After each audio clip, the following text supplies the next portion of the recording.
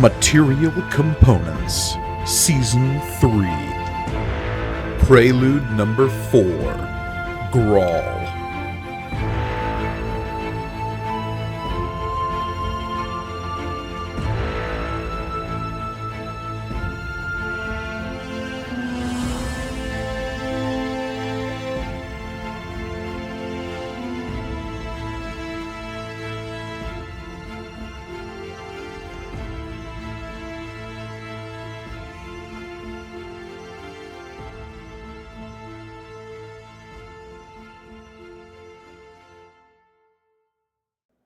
Greetings and welcome to Material Components, the actual play RPG show all about a multiverse that is broken and the adventurers putting it back together.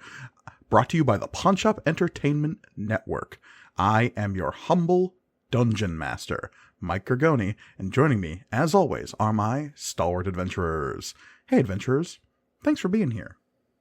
Oh, Yeah. heck yeah. You're welcome. Glad to be here. Howdy, howdy. Hey, everybody. I am Olivia, and I will be playing a Grahl of Divine Providence. I'm Elliot, and I am playing a Grahl of Fiendish Origin.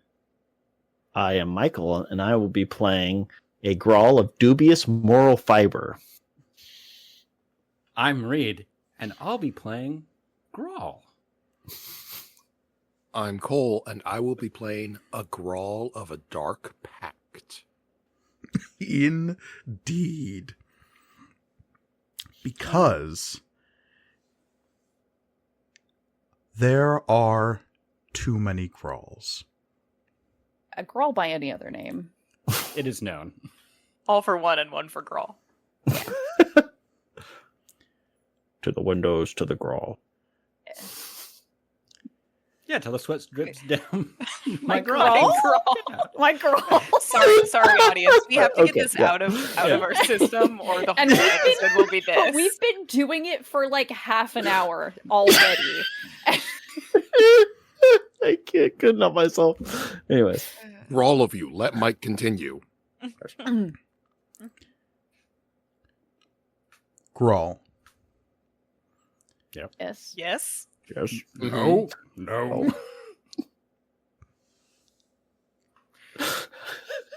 The vehicle beneath you explodes, and you go sailing through the air.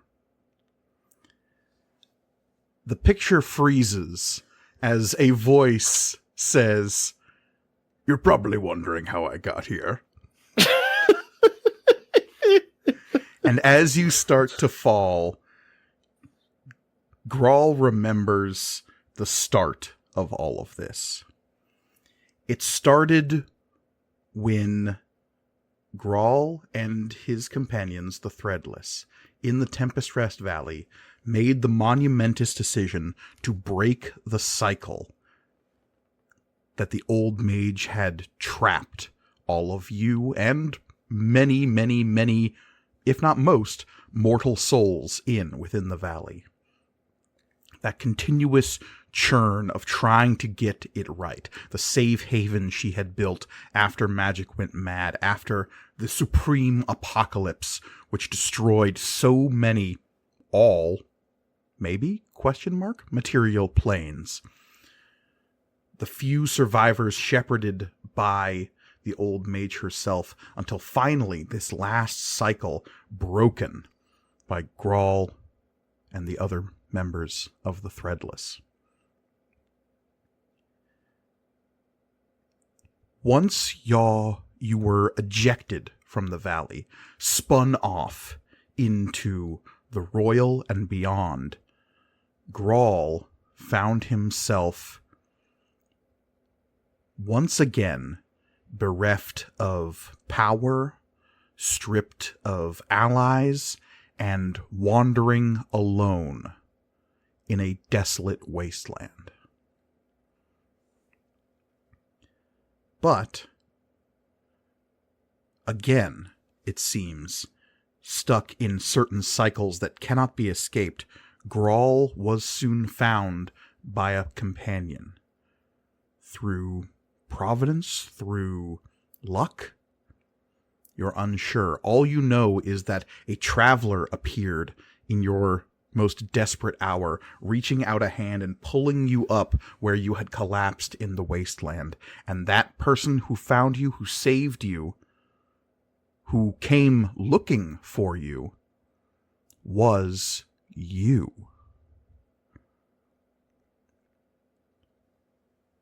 A second Grahl clasping your arm, pulling you upright, saying, "Hey, buddy, how's it going?"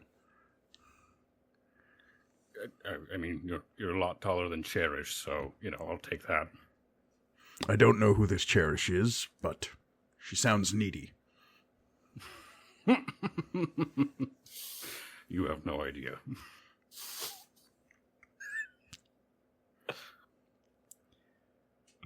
From there, many strange things occurred. The strangest of which was when the two of you were visited by a goddess. As it is known in the royal, many gods have lost their potency, have been stripped in part of their divinity, but this one, it seems, was full, invested in power, in divine energies. She presented herself as a lady. Short, somewhat unassuming at first, and it was only after a conversation in which she revealed many things that no one else could have known that her true nature became apparent between you and the other you. She gave you an item and a direction, a goal, a mandate, a mission. The item she gave you was a card. But it wasn't complete. It was torn. It was broken. You could hold it between your fingers, even though there are pieces missing. You could feel the whole object in your hand, even though you could clearly see through bits of it, fractions of it broken, torn apart. But even as you held it, a sliver, a fragment, a wisp of energy escaped your companion, Grahl, and slid into an empty space within the card, forming the bottom of it, where it simply said the word warrior. Time is strange in the Royal, so you're not precisely sure how much time has passed since then. What you do know is that as you were gifted this mission by the lady herself, you have found other Graahls. The Royal, it seems, is replete with versions of Grahl. Pieces of whatever happened when magic went mad resulted in a diffusion of this singular hobgoblin from across the multiverse, converging here in the Royal. Most of them come from material planes that no longer exist anymore. Some come from scattered corners of the multiverse. Some, in fact, most, have no memory of a place called the Tempest Rest Valley. So far, as we join you now, you are the only Grahl to have come from that place. But standing beside you are several other Graahls. One is a couple female, one male, and you know that your mission here today was to find another. You can sense, based on the thrumming of that semi-vacant card in your hand, that they are nearby. And you have a theory as to why you've been gathered here, but as you glance at the 3 other versions of yourself that sit in this jail cell, Graalza, Graalish, and Grydian, as we're going to be calling them today, just to differentiate a little bit. Mm. The 4 of you... He misses us. He misses us. There are strange echoes of your previous companions in these particular Graahls. Maybe it's just a wishful thinking on Graal's part. Maybe it's just the universe repeating certain patterns. But leastways, the 4 of you stand, sit, contemplate in a prison cell. Graal, you know that nearby there is another Graal. Maybe in an adjoining cell somewhere in this place, but you can sense the thrum of connective energy from that Graal as you touch the card that is in your pocket. For whatever reason, even when you were searched and all of your weapons and gear taken from you, your captors did not find the card. And that has been the case time and time again. It seems there is only one Graal who can hold this object. And that is you. So, Graahls, as you sit in this cell awaiting whatever fate has in store for you, you can hear the roar of the crowd above you, the stamp of shoes on bleachers somewhere above you. You know you are in the holding cells beneath the grand arena of the city, the Dancing Palace. This is a grand construct which rests in the southernmost octant of the Royal. It is controlled by the great Tao Lord and the Queen of Earth herself.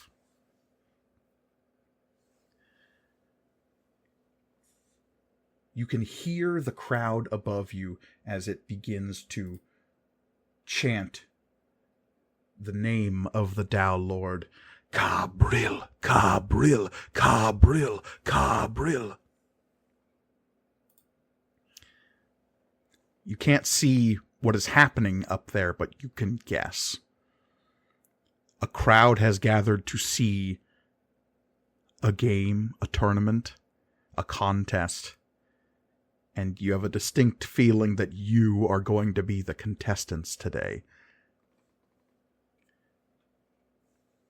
A creature made of living earth strolls by your jail cell, dangling a large baton in its hand loosely, and that clatters against the bars of your cell. Ding, ding, ding, ding, ding, ding, ding, as it walks past lazily. The creature made of earth, this large, fey individual, stops briefly and stares in at the 4 of you, raises a craggy eyebrow, and then gives a little... Spots all 4 of us are just like, so. Hey, you wanna let us out? We've been real extra good.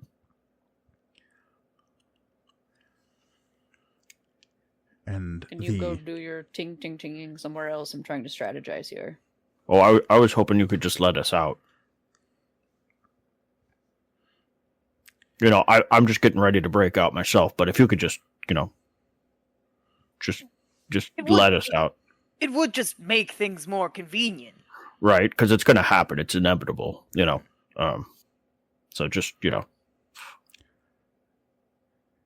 Oh, don't worry. You'll get out.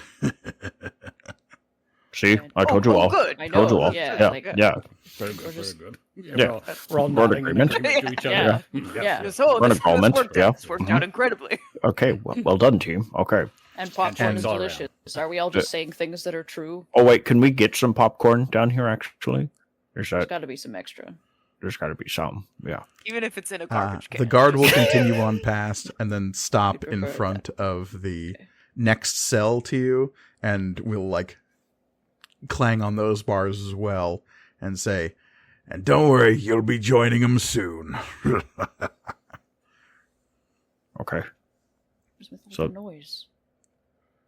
And Gren, from the next cell over, you hear this like cacophony of voices that all kind of sound like yours. Oh. Well, weirder things have happened. Do we hear Gren say that out loud? I'm assuming yes. Yeah. No, just you wait. It's going to get a whole lot weirder. I promise you. Another that. Grawl. Cool. Grawl. This is gonna rock. This is probably the best day I've ever had. I don't think I've run into as many Graalls at one time. There's quite a few. Should we establish like a hierarchy in our group? I'm kind of thinking like I should be the leader. I'm pretty sure I should be the leader. No, I'm pretty sure. Leader, and then you can all be like co-leaders. Right. Just yes. slightly below me. Grahl, something you know is that when Graalso's not here, when that first Graal you met isn't among the Graals to establish like who the alpha Graal is, it quickly descends into these sorts of arguments. So Graalso's my hype man. There's one way to determine who's the Graal, and that's in a fight to the death. Or yes, an I even agree. competition. Yes. So well, I was thinking, I'll just surrender now before I have to kill you. What I was thinking, maybe we could recite some, poetry. And as you say that, there's a rumbling in your cell next to you. The cell you're in and Gren's cell begin to shake, and you feel the floor begin to lift beneath you, and it's like you start to have to crouch as the ceiling approaches, but then just before it begins to get really uncomfortable, the ceiling itself parts in front of you, and you are lifted up out of these cells, the earth itself flowing around you to lift you into the center of this huge arena. People, well, I say people, but fae and elementals and visiting guests from across the Royal letting out these just bellowing noise all around you as you come up on the south side of this arena to the exultant voice of the great Tao Lord. Cabril will say, "A most intriguing bout I have for you today, honored guests. Come, witness a strange gathering of echoes this day." And there's like jeering and shouting, and there's people throwing popcorn from the stands behind you. Yes. Excellent. Nice, delicious. Buttery. Yeah, Can I get some salt? Graalsa is like just has mouth open, is just like catching popcorn. Yeah, we're all. Yum. You quickly Well, realize we're that doing that, yeah. upon a request for salt, the dirt and grit beneath your feet is just salt crystals. Ooh, Oh, All perfect. right. tasty. Wow. Oh, amazing. Yeah, it's good. This day just Good keeps stuff. getting better. Wow. Great, You stop can licking see floor. the sky above you, but it's this whirling, dancing, crackling storm that rests outside the Dancing Palace. The Dancing Palace is a huge, shifting metropolis of earthen towers and balustrades and connecting bridges that is constantly shifting at the whims of the Tao Lord and his queen. The Queen of Earth, the High She Lady who rules over the court of Earth, sits next to the Tao Lord in his animated, like, he is this broad-chested, clay-skinned genie who has this whirling, like, flood of sand and silt and mud below his waist. And he gestures magnanimously at the crowd. But next to him is this perfectly still, you would almost mistake her for a statue. She is just in this beatific pose, perfectly still, made of this fine, like, etched marble that is faceted in ways that is somewhat hauntingly familiar to Grahl, having seen the true form of the old mage there at the end.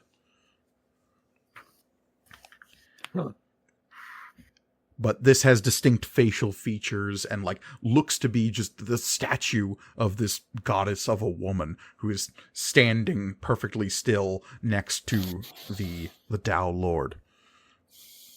And he does all the speaking for her, but constantly giving praise back towards the Queen of Earth. And he is referring to everyone here as their honored guests. And Grahl, you would know that one of the most infamous things about the Dancing Palace is that once you are a guest of the Dancing Palace, there are few who ever leave. And the Tao Lord himself is perhaps the longest serving of those guests. Many rumors abound that he too is trapped to the stone iron will of the Queen of Earth. But if that is the case, he makes no sign of it here as he says, "Special guests today, our great and honored Lord Pyre Scale," and he gestures to his left, and there, taking up like almost an eighth of the whole bleachers up in the northwest corner of the arena, is this huge dragon, bigger than anything you've ever seen. This crimson, the lines between his scales bleed fire. He's smoke tendrils up out of his nose, huge ridged horns coming off of his head, and he just like casually waves at the rest of the crowd who are also cheering him on. God, I hate that guy. Really, who invited weirdly that guy? attracted to that dragon. I don't know what that's you. about. Pulling down my goggles. Ooh, okay. Pyre Scale has generously gifted us a fight to behold today. For before us now on the northern section of the arena, we see, presented here today, the last knights of Kurtelmach, declining god of the kobolds. I likes to talk a lot. Huh? Yeah, are we gonna fight soon or? Let's I'm kind of get a bored. move on. Yeah. Doing We've some got a stretches. schedule to keep. Yeah, I've already thought of like 7 different ways that this fight could end. And you with can't me even as see victor. the opponents that have been announced to you, because in the center of this arena is this huge pillar that is surrounded by this circular moat of water. The pillar itself is about 30 feet high and is connected by 2 bridges going east and west, which lead like across descending bridges to these like shorter towers that are about 15 feet tall that can be ascended via stairs. So presumably the Tao Lord is talking about some crowd of individuals across from you that you cannot see that have entered through some other gate. But of course, we knew today was going to be a special entertainment for my queen.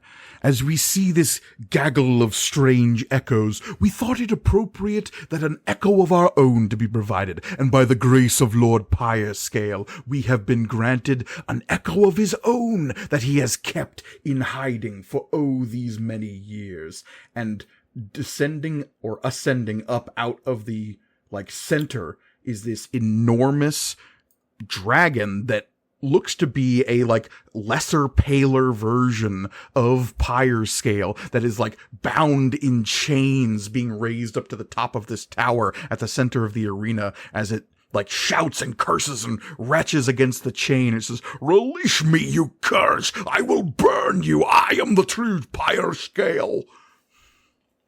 And the huge, enormous Pyre Scale will just chuckle and go, "They all say that."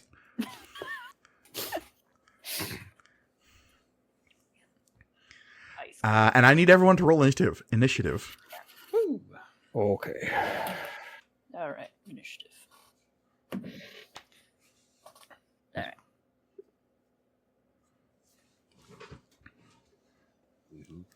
Seems right. Yep. All right, 25 to 20. Oh boy. Sounds about right. No, everyone's rolling exactly the way they should. Yeah. Yeah. It's how it This should is a Grawl episode. Yeah, Gotcha. that's how it should be. Yeah. 10 to 15. 15. What about 19. 15 to 20? I had 19. Yeah, 17. Oh, sorry. I skipped a whole bracket there. Sure did. Yeah, come on.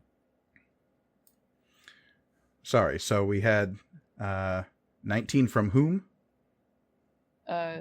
Graahlish. And Grid. What is your dex? I think it's lower than yours. Mine's only a +2. Ah, yeah. So I would go first. Okay. As per usual. Yes, makes sense. And I got a Yeah, second. it makes sense. All right. That's everybody else. What did Gren get? 5. Cool and good. So wait, Olivia, what did you get? 17. 17. Okay. Is this the first time meeting Gren here? Yeah, basically, as you yeah. all like lift up into the arena, there's a fifth Grahl to your side now. As you all get a look at each other, could you please describe each of your Grahls? I guess we'll go in initiative order. So, Grydian, you're up first. What does Excellent. this particular Grahl look like? This is a slighter Grahl. I don't have to do it in the character voice. Sort of a narrow-framed, very, very visually striking Grahl with long silver hair, sort of blowing effortlessly in the wind. Excellent pantaloons and a puffy shirt with a saber actually no weapons, and let's just say an eye patch. Why not? Sure. So what is Grydian's first move? Well, the first thing I'm going to do is wave at the audience, be like, "Hey, everybody, look, it's me. I'm the hero of this. You're about to see some great stuff." And take a look here. Mike, I have to say, it's truly funny that you made us all be parodies of not only our own characters, but Colleen's character at the same time. That was the idea. Yeah, I'm the hero of this. So stupid. Okay. I wanted to make the least amount of work for the players because they already know what their own characters are like, but also, what if Grahl? What if Grahl? Okay, that should be good. Or I guess I'm right here. And again, the top of that tower is 30 feet up. 30 feet up. And the only reason you can see that the dragon's up there is because it's so freaking big. Yeah. I am going to use... Wait, what's the range on Vicious Mockery here? Seems like a good way to start the combat. And Graahlish, you are on deck, by the way. Yes. Vicious Mockery.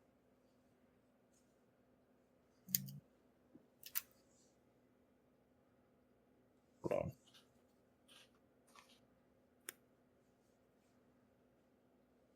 on. Okay. Let's see the range here.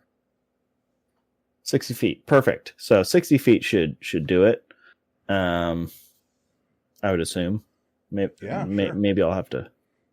Okay.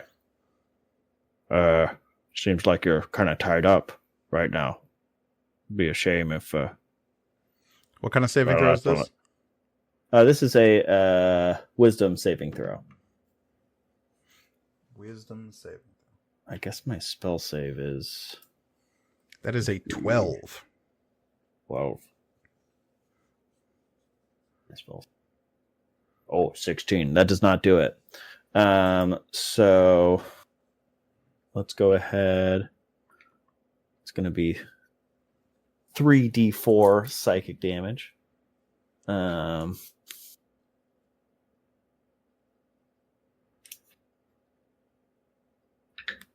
Excellent. 8 psychic damage. Ooh. And they have disadvantage on the next attack roll. Okay. I can see why you're the one that's that's locked up. You're looking pretty pathetic up there. The dragon will roar and like wrench against the chains that bind its limbs. And then I guess I'll start making my way to these stairs over here. So I'll do. Or do I see the staircase? I'm assuming I see the staircase. Yeah, you can. To your left and to your right, you see these like little pools of water, and inside you can see the fins of sharks kind of whipping past. Excellent. Oh, this will be very dramatic. Oh, people are going to love this. We're going to tell some great stories about how I defeated a dragon on top of a shark pool. Yeah, and then I'll 10, 15, 20, 20. Yeah, that should be around 30 here. That got any bonus actions? I could. Not that I want to use right now. Okay, that'll bring us to Graahlish. Alrighty, so Graahlish looks like ready to get shit done. Her silver hair is pulled back into a very smart bun out of her face. She's wearing a long duster with many pockets and a practical set of shirt and pants. And she is ready to go.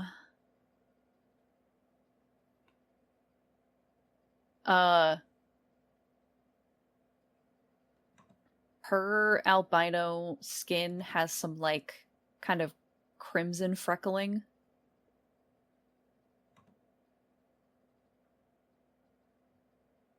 Alrighty, let's see.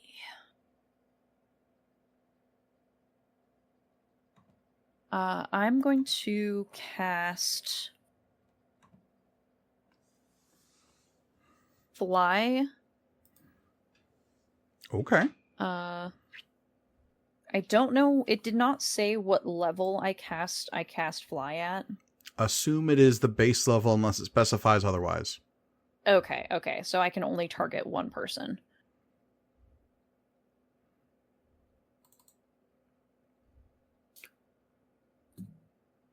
I'm gonna cast Fly on Graahls.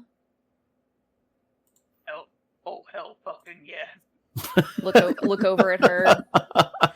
See that Grittian has run too far for me to do anything for him.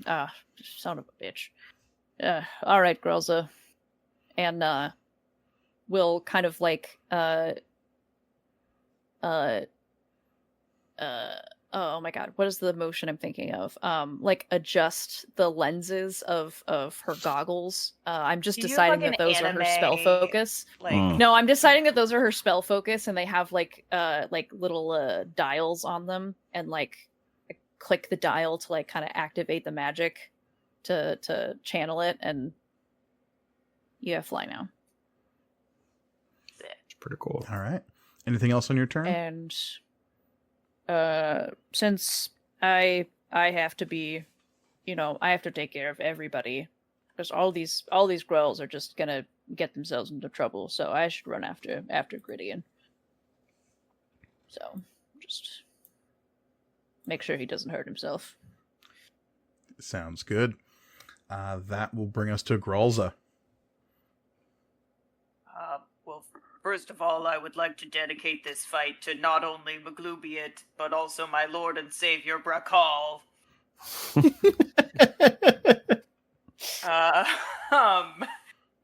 And Graahls is like full deck.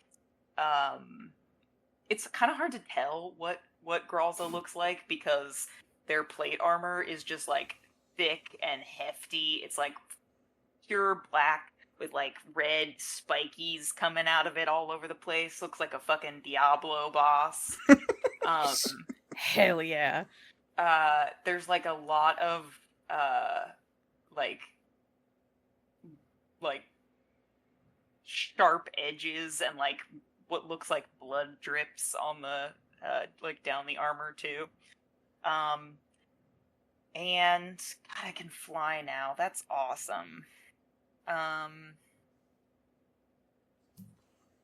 Does the dragon look like it? I mean, the dragon doesn't want to be here, right? The one in the center? The pyre scale, which has appeared in the center of this arena, seems incredibly angry and incensed at the idea that a other dragon that claims to be pyre scale has not only, like, imprisoned him, but also forced him into this situation. Do I think this could make an ally? And also, I'm not sure if my mic just totally fucked up. Okay, good. Cool. Oh, Graahls, you sound so much closer than you did. Yeah. Oh. But clearer, so that's good. Hmm. Nice. Cool. Ah, fuck.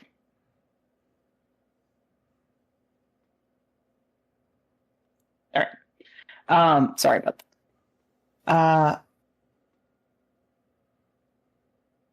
Sick. Okay. So you have a fly speed of 60. I believe that's what the fly spell does. Yes. Do I think that we could convince this dragon to be on our side? Can I make an insight check? Hey, listen, guys. I'm really good at this. You have not, like, interacted with this particular dragon either way yet, so you, from down here, you have no idea. Like, okay, an insight check would just be like, the vibe right now is this dragon doesn't want to be here. That's as much as you can get from your position at the moment. All right, sick. I'm gonna fucking fly over here to, like, right here. Uh-huh. And I'm gonna be like, hey, dragon, do you want to be here? Would you like to fight your way out of this with us? This place seems like total bullshit. Give me a you are using the, like, influence action right now. Just letting you know that if you want to try to win this dragon over, this is your action. That makes sense. Let's check on what my charisma is. It's not great. Oh. Yeah, let's do it. Let's fucking go. Okay, cool and good. Please give me a persuasion check. We can help you kill that fucking asshole version of you. Oh. Oh, boy.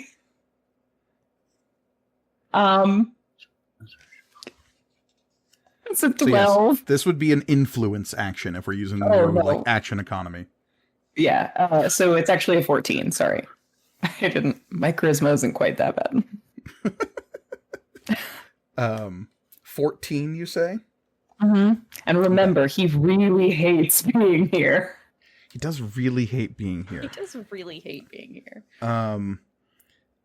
This pyre scale will look down at you having landed, like, on top of it. And you can see that the chains that are binding it seem to, like, go down into the tower itself. And there's, like, a little bit of give to them. You can see the chains kind of, like, shifting back and forth. And when its leg, like, lands on the tower, the chain, like, rattles into it. You think there's some kind of mechanism here that, like, can give this thing more leeway if needs be. For now...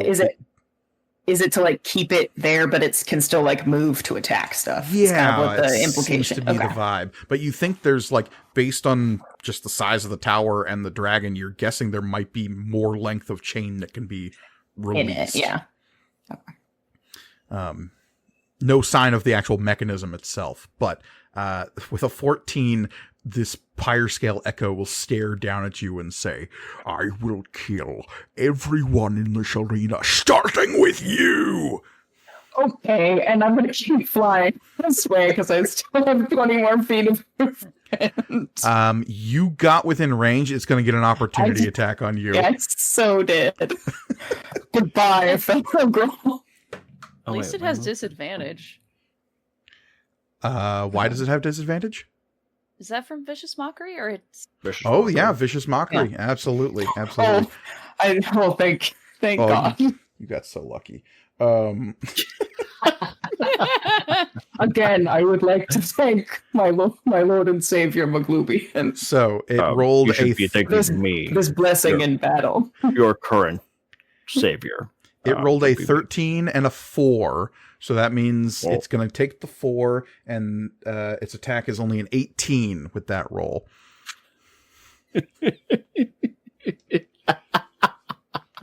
Okay, so not going up there. All right. So it doesn't hit me. That's good. Scene. Yep. That's nice. Its claws rake against your plated armor as you fly away, and you can feel the heat coming off of its claws. I shout down to everyone else, this dragon fucking sucks. Don't get near it. Yeah, it's a dragon. I could have told you that. It's a red dragon, too. Well, I was going to run at it. I was going to... Wow. Hey, don't do that. Oh. So what do we do? Graahls, as you clear the tower, you can see this crowd of kobolds on the other side of the tower that are like milling about and looks to be mustering themselves. They spot you as you're like cresting the tower.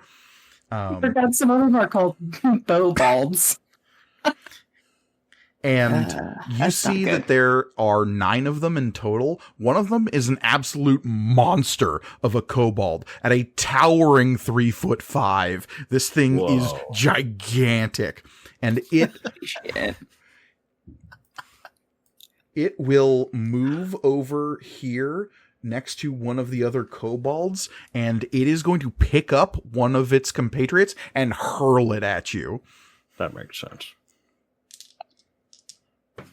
Does it have proficiency with improvised? It absolutely has proficiency in other kobolds.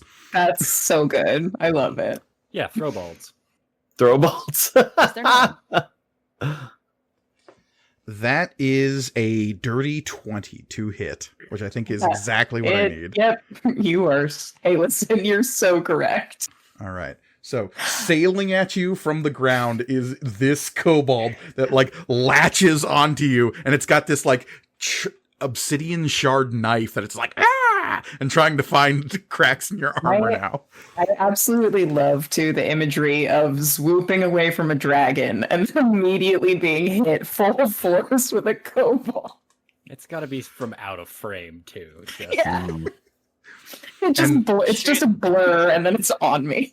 From the other side of the tower, all y'all see is like Graahls flying away from the dragon, barely escaping one of its claws, only to have a kobold, like a catapult had launched it up from the ground, land on her back and just start stabbing. That makes sense. Quit it. Hey. That will bring us to Graahl. Original flavor. Finally. Delicious. Yes. Classic.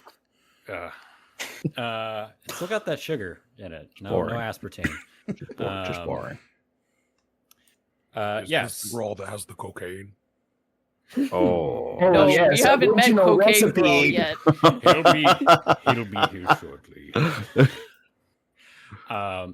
Graahl that Prime dude is crazy. Is wearing like half plate.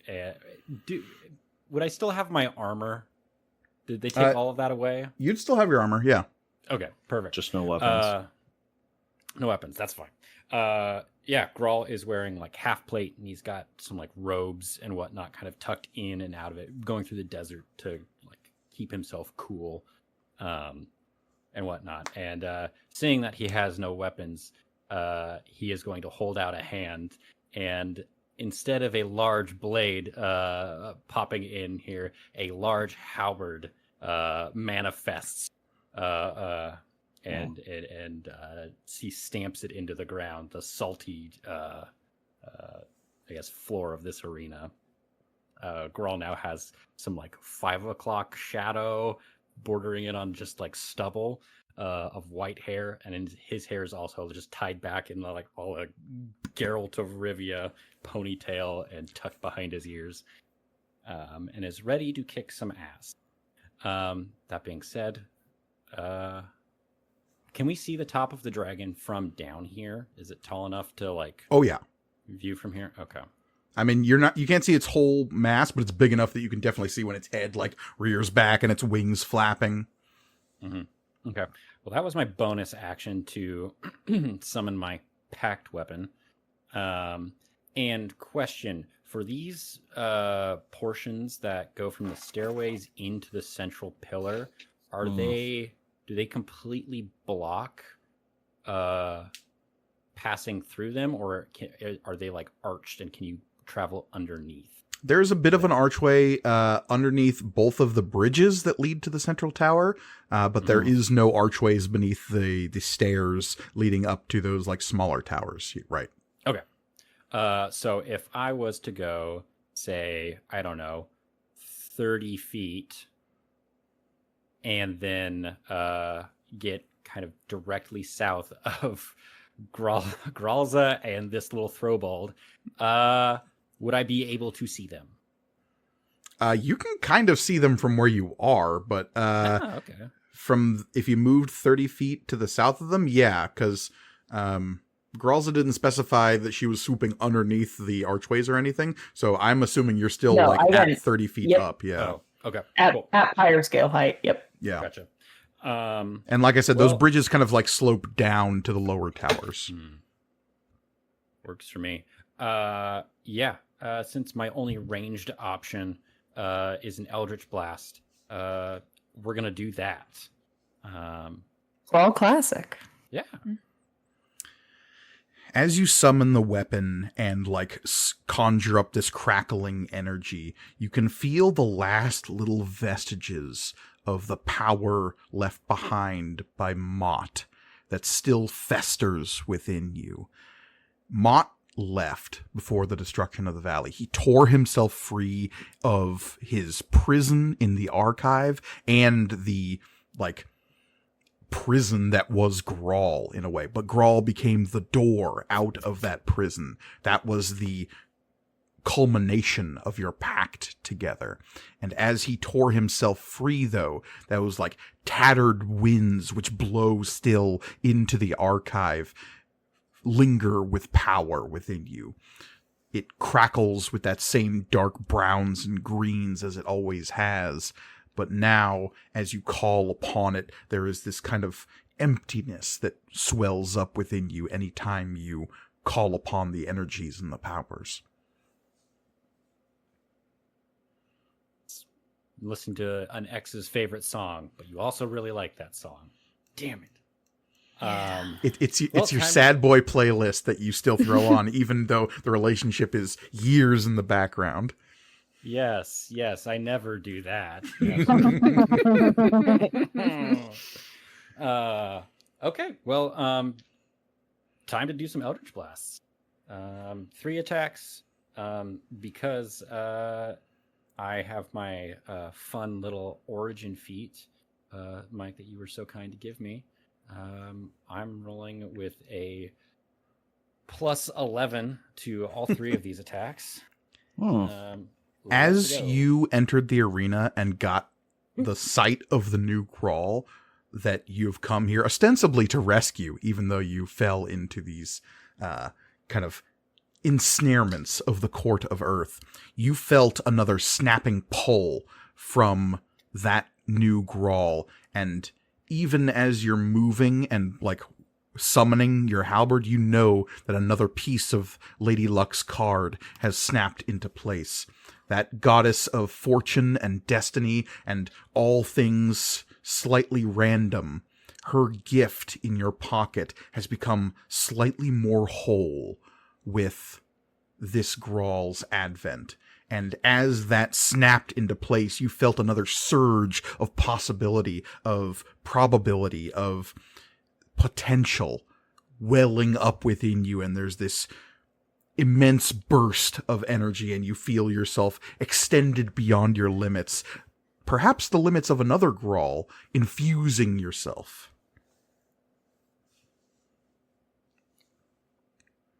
So I got a nat 20 on my first attack. Well, let's just start with the first attack. Yeah, I only rolled what's the max? What's the max damage on? On these right now, it is 1d10 plus 6, so 16. Okay. Graahls, that kobold that was like raising a dagger to start to try to like stab through your eye hole is vaporized off of your back. Neat. It is still, in fact, a kobold. In the classic hobgoblin salute, I give Grahl Prime a thumbs up. All of us in unison. Just raise. Nice. Nice. Happens. Good job. Give me a performance check, Grahl. Oh, okay. With advantage. Okay. 16 plus 6. Actually, no, that would be... Ooh, I cannot think. Yeah, B6. Yeah, 16 plus 6. So 22. 22. There's like, and you notice this as you like get this first kill of the arena and you all like give a thumbs up. There's like members of the crowd start like looking at their hands and like putting their thumb or any kind of applicable appendage up. And there's a couple of people in the crowd like, yeah. Yeah. Yes. All right. That was one Eldritch Blast. You've got like... I got 2 more. Range of 120 feet. You could... you do not have line of sight on the other kobolds. Okay. You would be able to shoot at the dragon, but you'd be rolling at disadvantage. Because he kind of has 3/4 cover from that angle. Yeah. I don't know if he's gonna kill everyone. Was he speaking loud enough for everyone to hear? What 100%. He's like, I'm good. Okay, fantastic. No, thank you. First attack. Against him. Those are both 16 plus 11. So yeah, 27 to hit. 27 will hit, yeah. Okay. That's gonna be a D10 plus 6. Wow. Okay, so only 8 force damage. All right. And last bolt at disadvantage. 14 plus 11, so 15 to hit. 14 plus 11? 4 plus 11. Oh, 4 plus 11. 15 will not hit. Okay, that's fine. Oh, well. When is somebody lose some? All right. That will bring us to the Echo of Pyre scale. This dragon will let out a bellowing roar, fixing its like burning eyes towards the much larger version of itself that is like lounging across the northwest side of the bleachers. The larger Pyre scale will let out a chuckle and shout over the crowd, "Come on now, put on a show." And the like smaller Echo of Pyre scale will let out a bellowing roar and wrench at its chains, and it will like look back towards Graahls, who's still in the sky nearby, will rear its head back and let out a gout of fire. Yeah. Graahls, I need you to give me the best dexterity saving throw you've ever rolled. Oh boy. I love that for me. I'm just going to go ahead and roll this right now. Just don't roll like Grahl. No, I did. Oh, I did. Oh no. Oh, that's bad. That's not great. No, that's pretty bad. Whatever damage you're rolling, I'm taking all of it. Oh no. Okay, that is really bad. Okay. 51 points of fire damage. Oh, that's, I eat that for breakfast. like a hearty breakfast, but still. Hearty breakfast. I have to take a Pepto-Bismol afterwards, but because of the And indigestion. you all see like this huge cone of fire erupt from this version of Pyrescale, just completely engulfing Graalza, and she disappears behind this wall of crimson and orange. And when the fire like dissipates, you just see this glowing red hot plate mail that is like slowly cooling. Hey, you guys know how many hit points I have left? It's 69. Nice. I don't know what those are, but yes. Oh, I explained it to her earlier. It's in my objective, my objective game version of our lives. I thought you're talking about explaining the 69. That too, I had to explain that to her too. It was really embarrassing for I her. didn't. Maglubiet does not approve of reciprocal pleasure giving. It's a whole Kind of thing. fucked up if you think about it. Yeah, maybe you should think about getting a better god. It's all He's called the Conquering God. What can I say? I don't. All right, Gotta the update the Bobalds are Maglubiet gonna wiki. go. They are these like kobolds that are covered in like red paint, and they are all like wearing these like belts of little skulls that anyone who can see them would probably be able to identify as like halfling or gnome skulls. Okay. And they will let out shrieks. They're gnome skulls. Good for them. Best life. And 3 of them will get into position and open fire on the flying person who is above them. Let's see. They need to roll a 15 or better to hit you, and only one of them does. Nice. Oh. It just they, ting ting ting ting ting. yeah. And you are going to take, let's see, 5 points of, you think it's just going to be like a little arrow that hits you, but as soon as it like one of them sinks home between the joints of your armor, it lets out a little pop and it like splashes acid on the inside. Howie. Those little fuckers. Yeah, exactly. That will bring us to the rest of the kobolds, and they can't really do anything except for move a whole bunch. Let's see. Oh man, everyone's going the wrong way. I was hoping. This little pack is gonna use both their moves to just come running this way. That will bring us to the bottom of the round with Gren. You are in this strange arena. You're surrounded by versions of yourself. Things have gotten so weird so fast. And all I was trying to do was get a gelato. That's all I wanted today was a gelato. Well, and I was also caught getting a gelato. That's so weird. But Gren, Gren is a shorter, thinner Grahl. I don't know what the rest of your strength scores are, but Gren appears to be the physically weakest of them all. This is a Grahl that is all up top, all in the head. Hey, you know what? Me too. Yeah, like a normal Grahl. Yeah. Like every other normal. It was just like Grahl. the most boring Grahl. Yes. Yeah, just bog standard. But wearing like very what would be considered cosmopolitan like clothing, like could fit in walking around this city, like wearing clothes like some of the she here are wearing,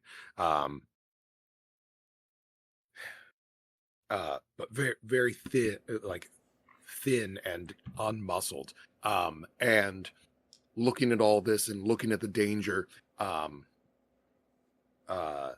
Gren is going to kind of reach out a hand, or reach out 2 hands, and in kind of like a jutsu, like a ninjutsu way, is going to like draw 3 lines in the air, and like so cool. just like this like glowing glyph of a trillathon appears, and he just plunges himself through it and just is covered in this green, like emerald green, stony carapace, like just covers his entire body, just like revealing like two red eyes at the center. That's pretty cool. Damn. It's metal as fuck. Just like looks made of stone, and in a very, I suppose, similar way to like the Queen of Earth up there. Mm-hmm. Only this is like emerald green, more crystalline. She's more like stony. Yeah. And then is going to go 1, 2, 3, 4, 5, 6, moving over to stand next to Grahl Prime. Do I have from here? Do I have vision on the kobolds on the ground on the other side of the battlement? Yeah, those. Oh yeah, absolutely. There's like an archway that goes beneath that bridge there. You can absolutely see those 3 kobolds coming around the corner. They've all got these little chipped obsidian knives, and they're just like ready for stabbing. It was my action to get to put on armor, but this is what I've got for now. So that's my turn. Okay. On the top of the initiative round, I'm going to make a couple of rolls. Okay. I need... Let's see. Who's in view to see this? Grahl and Gren and Graalza. Give me perception checks at disadvantage.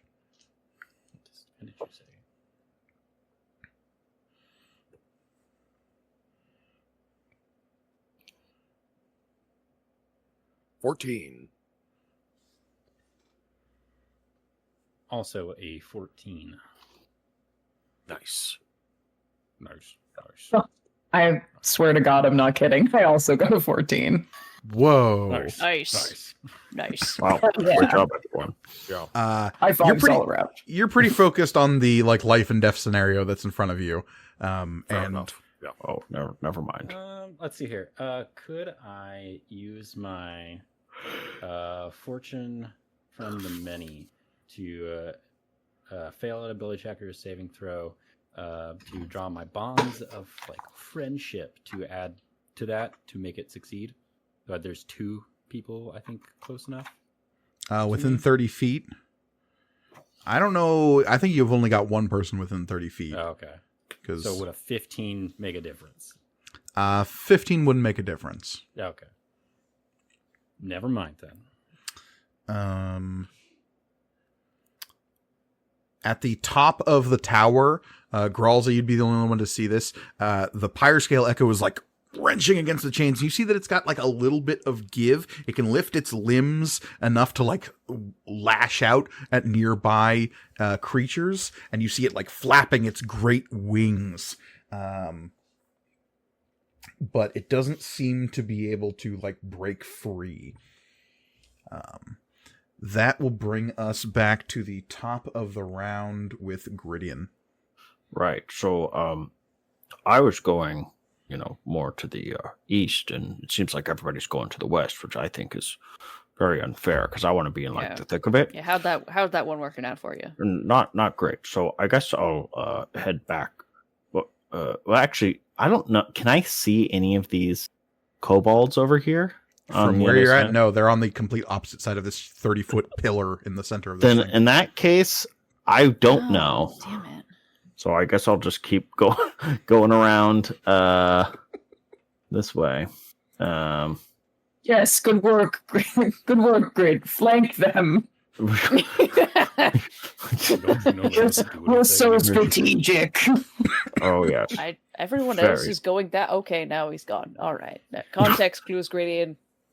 All right. Once you get there, you can kind of see across the moat. You see that huge, absolutely enormous kobold with one of the bobalds next to it. from that position where you're at. Oh shit. Absolutely enormous kobold doesn't top 4 feet tall. Yes. Okay. So if I'm understanding this or these stats correctly, when I can replace I may replace one of my multi-attacks with a spell. Okay, never mind. Then I'm going to I guess I'll actually wait. Yeah, I'm going to Vicious Mockery the big kobold as well. Okay. It needs to make a wisdom saving throw? Correct. That is a 10. Oh, so you fail. So let's roll some psychic damage.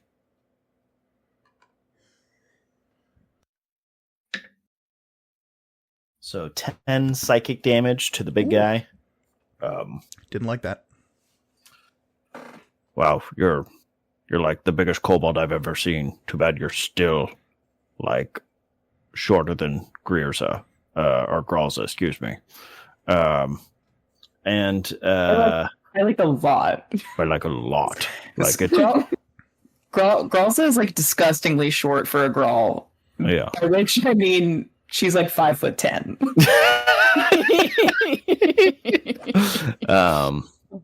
Yeah, and so Grahl Prime is 6 foot, and so we really make a big deal about you being 5 foot. Yeah, exactly.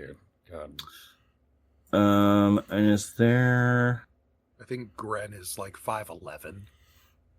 Yeah. Graahl, you were on deck. Yep. Yeah, I'm assuming at this point I can't see any of my allies. So yeah, I'm gonna call it here. Be like, hey, maybe pick a fight with this guy over here. Okay. That will bring us to Graahl then. All right. So I'm gonna move back over this way. So,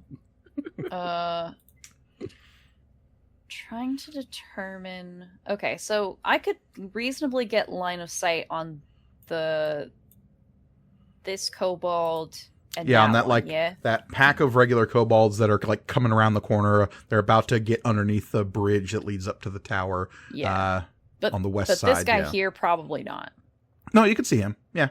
Probably. Oh, okay, cool. I mean, they're not trying to be stealthy. I was actually going to ask, is like, are these little like pillars? Are they just? They're not like super wide. So there are these these crenellations on the bridge that kind of like look like the battlements of a tower, but the underside of the bridge itself is there's no pillars or anything. It's all like okay, cool. Nice. Okay, I'm gonna use my multi attack. I'm gonna go all Yu Yu Hakusho on these fools. Spirit gun. With my hellish burst. Let's see. I would recommend rolling the attacks one at a time. Okay, that's fair. All right, so the first... These are kobolds. That's true. So, first kobold... That is... What is my plus? 18 to hit. That'll hit. And... 2d10 fire damage. That is 6 fire damage. Okay. 6. Sorry. 2d10 plus 4, so 10 fire damage. Yeah. So there's a charred corpse of a kobold. One down. Next kobold. That is only going to be a 12 to hit. 12 miraculously misses. This kobold does the splits. God damn it! As the fire goes winging over its head. Bastard. All right, last kobold then. That I rolled an 18, so I'm just assuming this one hits. Oh yeah. And that is 13 fire damage. Yeah, you fry the two kobolds to either side of the one you miss, and it's just standing there, like, looking to the left and to the right. It's two former compatriots that were flanking it before, dropping dead into smoldering corpses with burning crimson fire kind of licking at their flesh. All right, that's a good turn. So everybody else, kind of, live up to that one, please. That'll bring us to Graahls. So much pressure.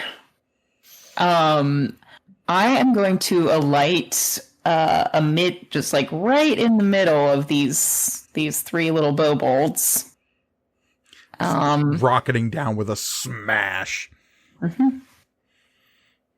Yeah, full superhero landing. Yeah, you've descended on high. These things were tracking you, but like, I don't know. I feel pretty good about giving you advantage on the attack rolls here as you like rocket down on top of these things. Sick. Take it where I can get it. And I'm going to do my multi-attack.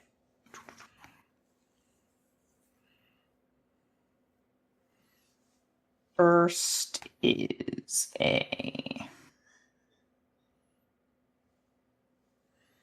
first is 22. That'll hit.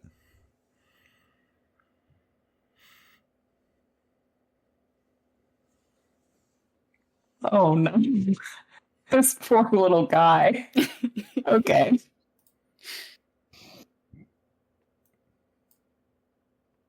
That is 12 radiant damage. That one like crackles and is aflamed to death. Well, second one is a 19 to hit. 19 will hit. I'm so sorry. Go. That's don't be sorry. 20 radiant damage. Just You're like doing a great job. Boom, boom, just pillars of like black and white light as you channel the power of Maglubiet into these punishing smites. You don't have any weapons. You're using your like gauntleted fist to just smash these things into the ground. Damn, that's crazy. It's like a whack-a-mole. Oh my god. And the last one was a natural 20, so I think I just it's just done. So I think I just reduce it to a red paste. Gren leans over to Grahl. Is it hot in here, or is it just me? Probably the red dragon. So yeah, literally like a game of like whack-a-mole or like, what's that arcade game with the gator heads that come out that you bop down onto? Yeah. Oh, yeah. It's basically like that, but with kobold skulls, as you just smash them one after the other. I just had to calculate it just for funsies, and the last one took 45 points of damage.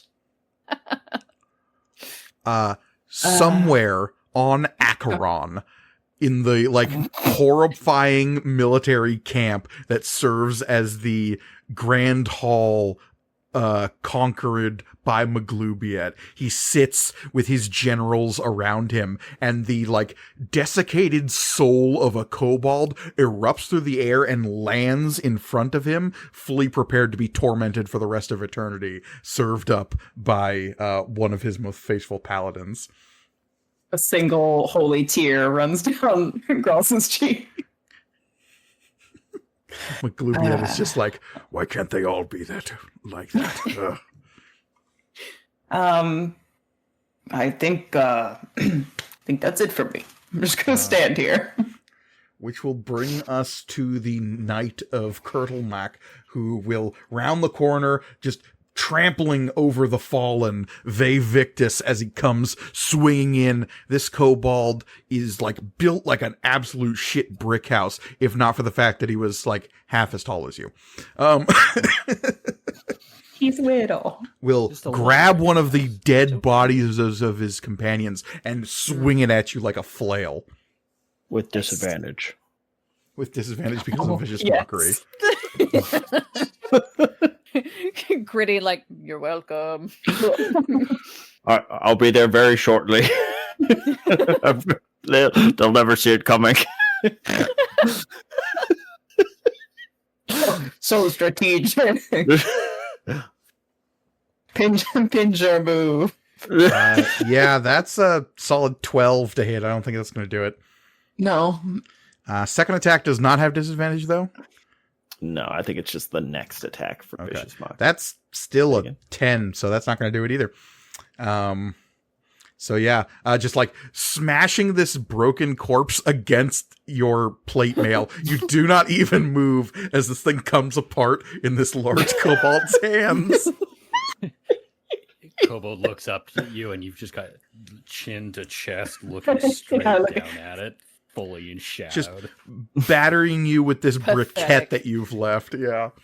That will bring us to original recipe Grahl. Yeah.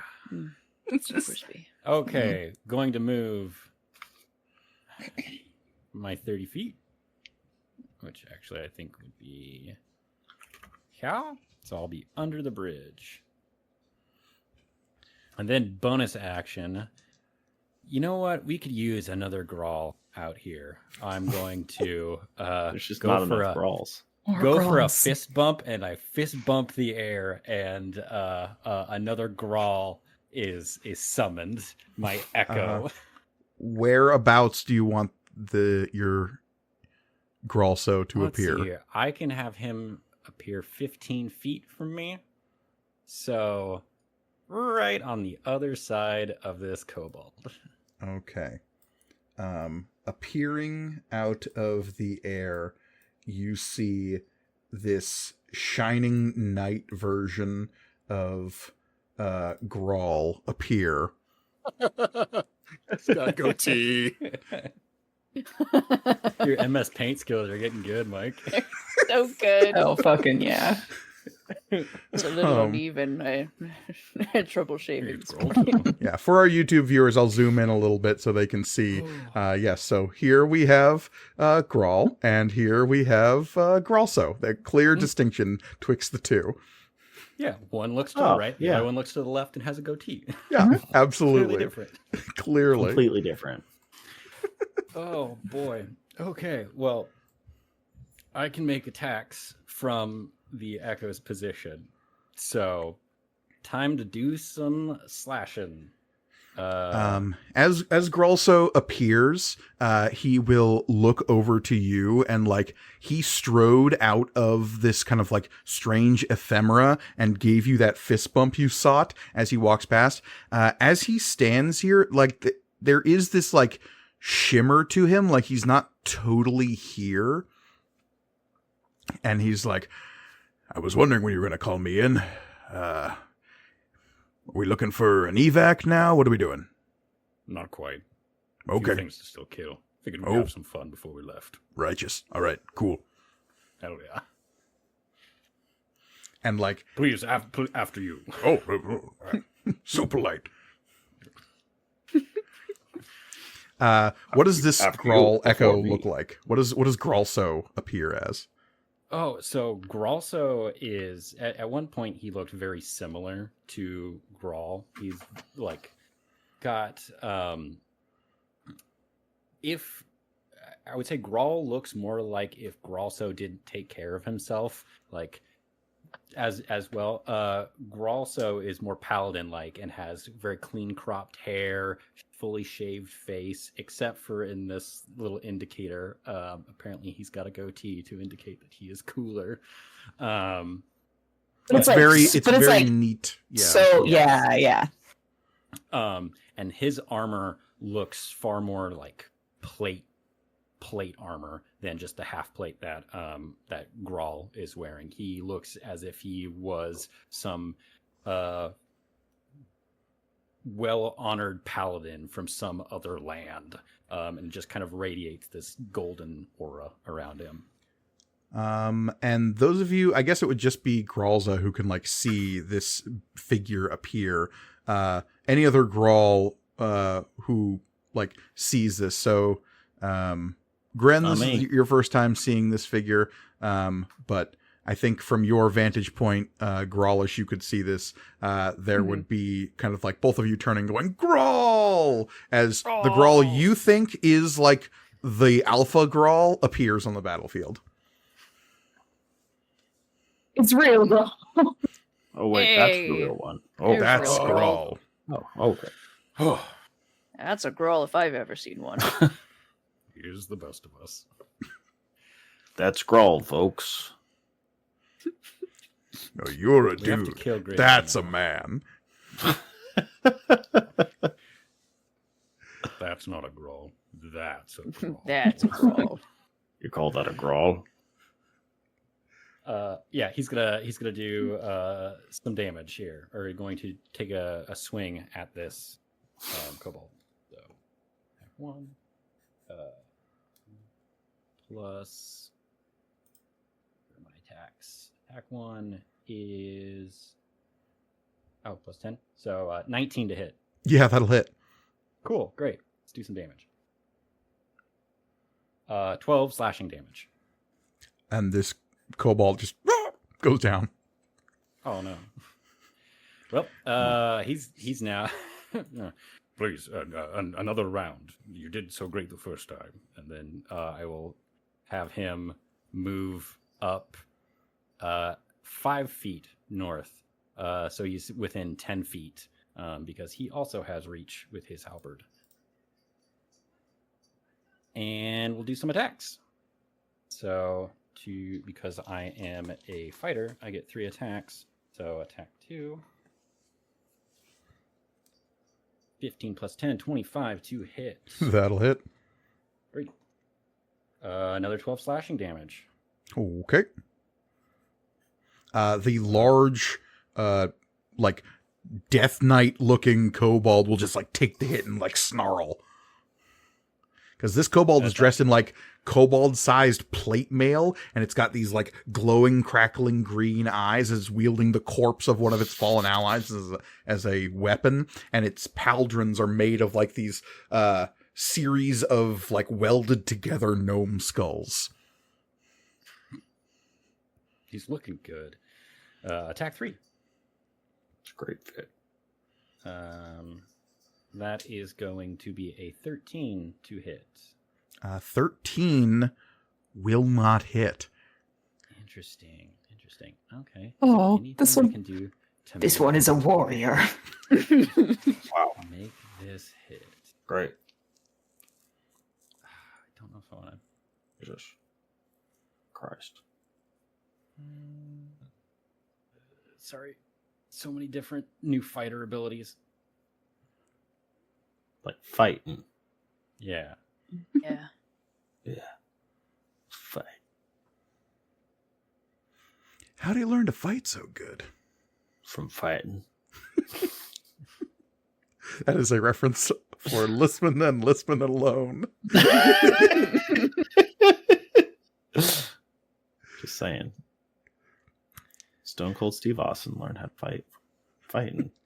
Yeah, is no one else familiar with the seminal Stone Cold Steve Austin classic? Was that movie just called Reload? Yes. Beautiful. Would you say that people are within 30 feet of me? I would say there's at least 2 of them. Cool. Okay, would adding 2 to that make it a hit?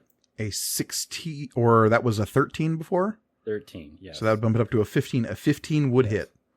Great, cool. Going to do that. Nice. I will use 1 of... You feel these connections between the other Graals around you, and they, like, a hit that would have normally missed, like, there's a little bit more oomph behind it, and it pierces through this swole kobold's armor.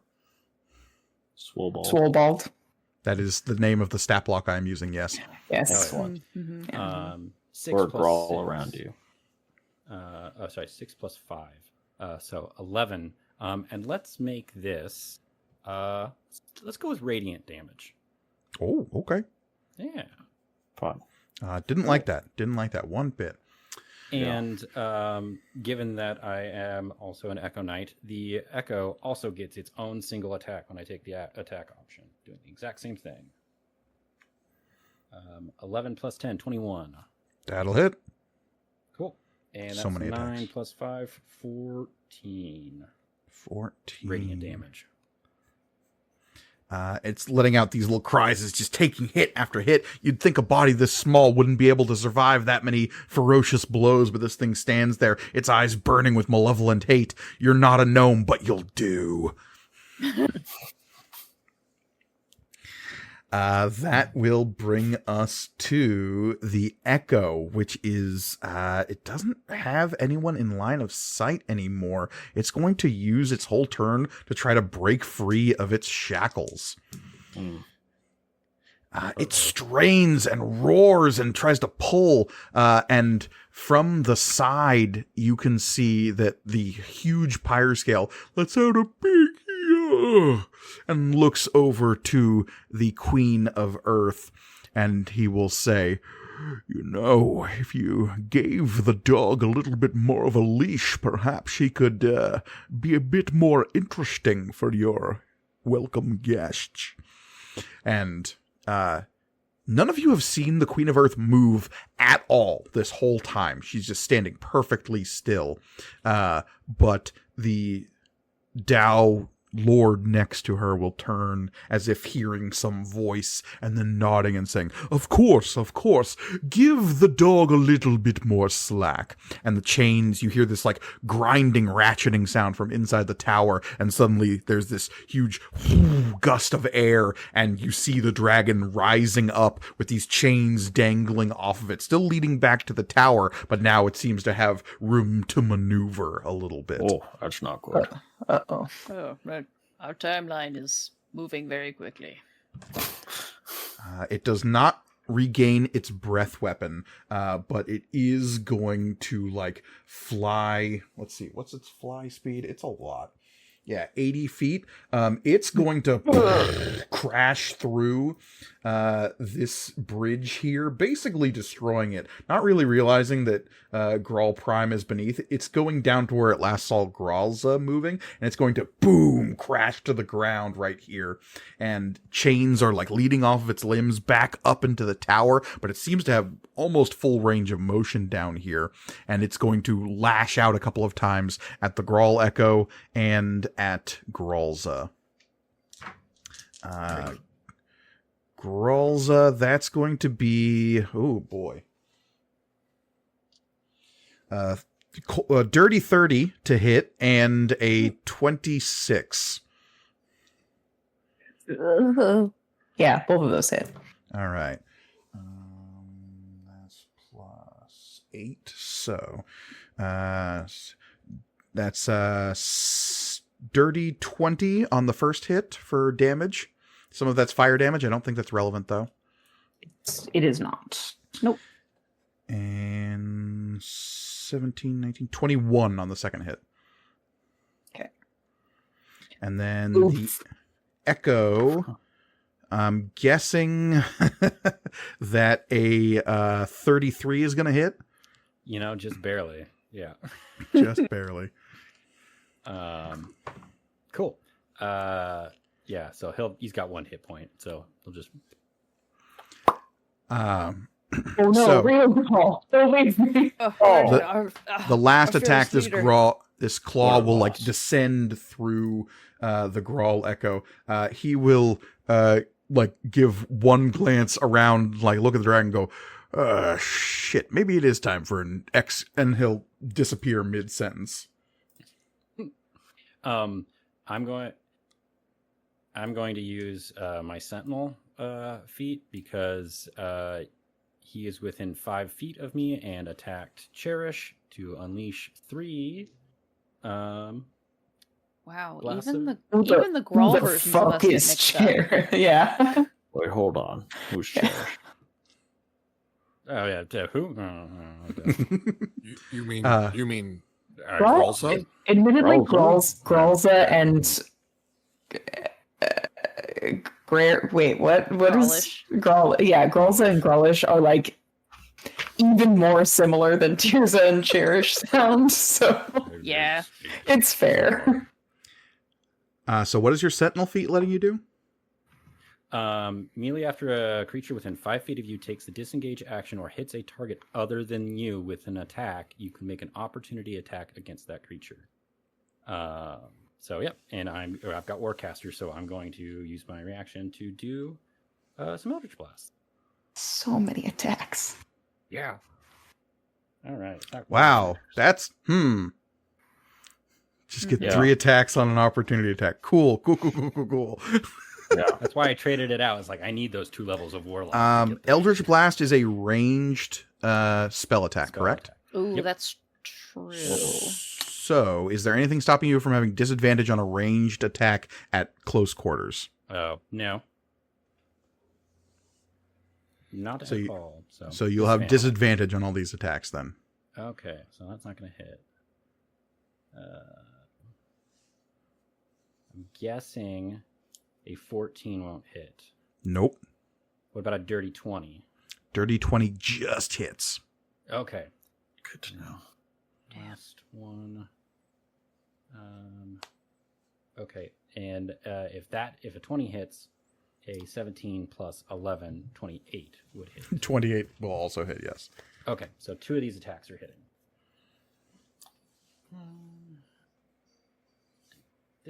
Okay, so 10 plus 6. Wow, cool. 7 force damage on that one attack, plus 11 force damage. 11, and what was the other one? 7. 7, so 18 total. All right. These like bolts of force rip at its rear scales, and the dragon will like turn, having just noticed you, basically. And it's going to use that was the end of its turn that you did all that. And when I hit it with my opportunity attack to do that, creature speed becomes 0 for the rest of their current turn.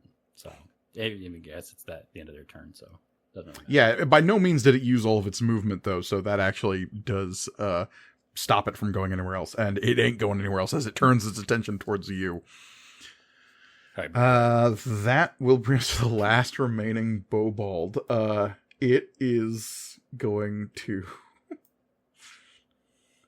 How, on a scale of from 1 to 10, how terrified is this poor little Bobald? It's going to move right here to get line of sight on Grydion.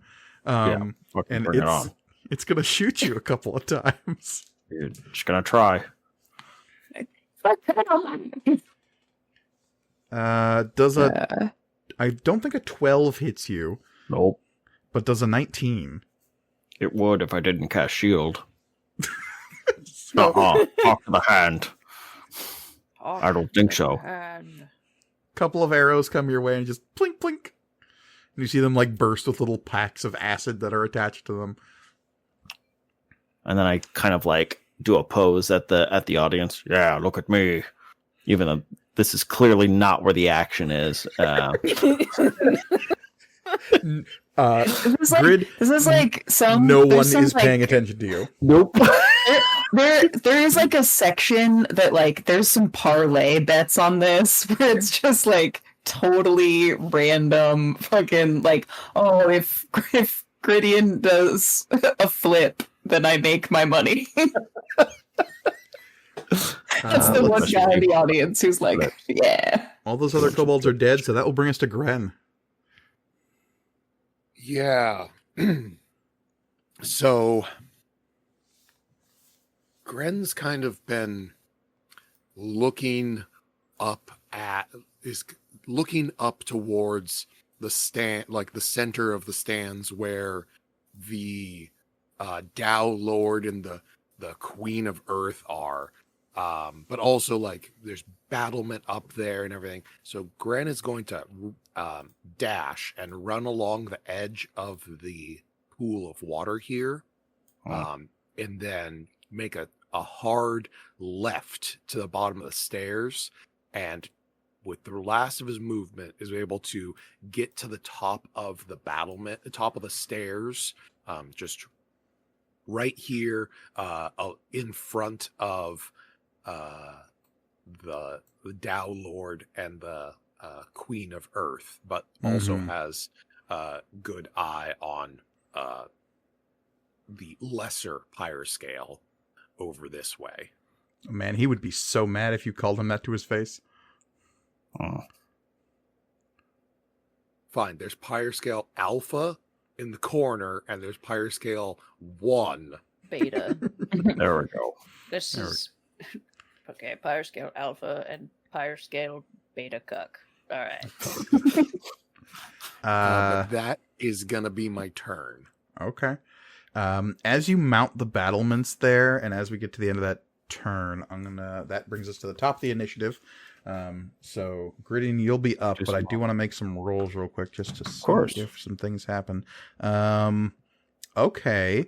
I need, let's see, Grahl, Gren, Graalza, and yeah, I think that's it. Give me perception checks. That's still at disadvantage. The only one who would not have disadvantage would be Gren. Okay. Doesn't get much worse than that.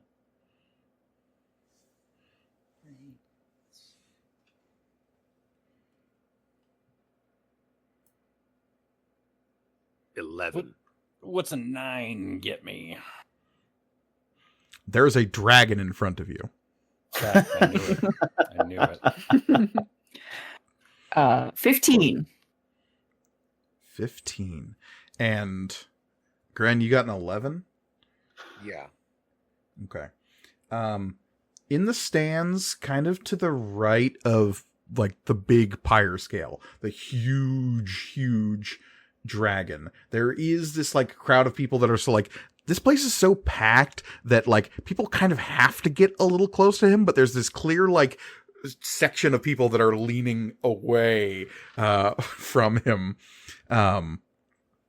Except for one weirdo who is up near the front of the stands. You can see this skinny, bald guy in like a green vest waving and shouting. You can't hear what he's saying over the roar of the crowd and the roars of the dragon, but like he's just like pointing at like one of the Graahls and like waving and like trying to say something. He's trying to get one of y'all's attention. But nothing can be heard over the crowd. And like, he's just like, kind of like tan skin, bald head, skinny bare arms. And he seems to be shouting, but yeah, you can't hear what he's saying over the roar of the crowd. Like in Justice League style, I have no idea who this is.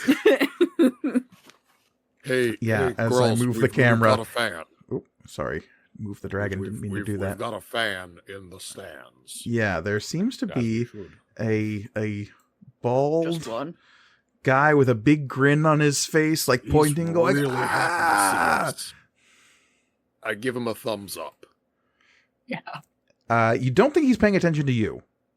So, like, you're not sure if he saw the thumbs up or not. But there are people in the crowd who, like, see you giving the thumbs up, especially in front of the Tao Lord, and, like, more people are, like, raising their hands and thumbing up. They're maybe not quite sure what it means, but, they can feel it. Nobody knows what it means, but it's evocative. It's evocative. All right, that will bring us over to Grittian. Oh, okay. Let's see. So my movement's actually free. So if we go like 20, yeah.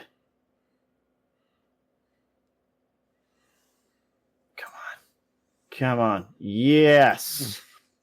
Just barely makes it. Getting around the horn there. All and like right. as you come around, you can like you clear the lip of the giant tower. You've gone all the way around. You're back on the north side. You're where the kobolds started. And as you come around the corner, you see the enormous dragon has landed in the midst of your allies as you come up on the last of the little kobolds with the bow. surprise. And I'm going to attack this kobold with a slashing. What is it called? Slashing dash. Which actually, you don't even need to get that close. Look at the range on slashing dash. Oh, I'm aware. It is 15 feet. But okay, so we're gonna go ahead.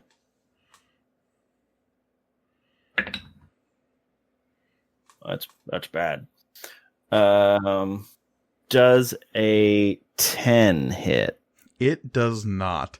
Wow. As like you rush forward, there's a crackle of lightning around this particular Grahl, and this like long saber of lightning appears in your hand as you rush forward and try to lash at this thing.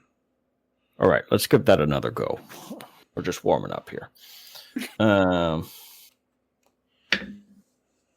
Slightly better. That would be does a 13 hit? A 13 does not hit. Motherfucker. You motherfucker. Okay. All right. I see how it is. Come on. This little kobold is dancing to the right, dancing to the left. Oh, yeah. You're making it look real cool. Okay. Well, let's see how you look when you're dead. Yeah. Turning into strong bad, but yeah. There's a little strong bad. I'm assuming that a 27 hits. It would if you didn't cast shield. No. Yeah, it absolutely absolutely hits. Just this one particular kobold also has the shield spell. Okay. Jesus Christ. I was really planning on using those other Jesus Christ. Okay. Now, don't roll enough damage to kill it. Mm-hmm. That would be so hard. It'd be funny. If you're a Grahl, you'll find a way. Where there's a Grahl, there's a way. Yeah. That is gonna be 12 piercing damage. Yeah. It like lets out this little cackle as it dodges you twice, and that just like sends you over the edge as you bring down this like lance of energy into its body, and you skewer this thing like a kebab and it dies. Yeah, I meant to miss those first two attacks. And then I think I'm going to, as a bonus action, as a bonus action, I'm going to help. Actually, I can't help from a distance. I'm not Margot. So never mind. I cannot. So few people are. Yeah. Action.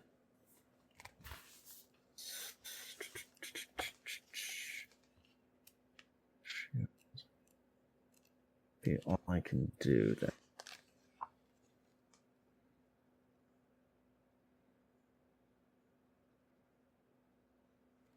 Yeah, I could have hit. To help with an ability check, you have to be next to your ally. To help with an attack roll, you have to be next to the thing that you want to help attack.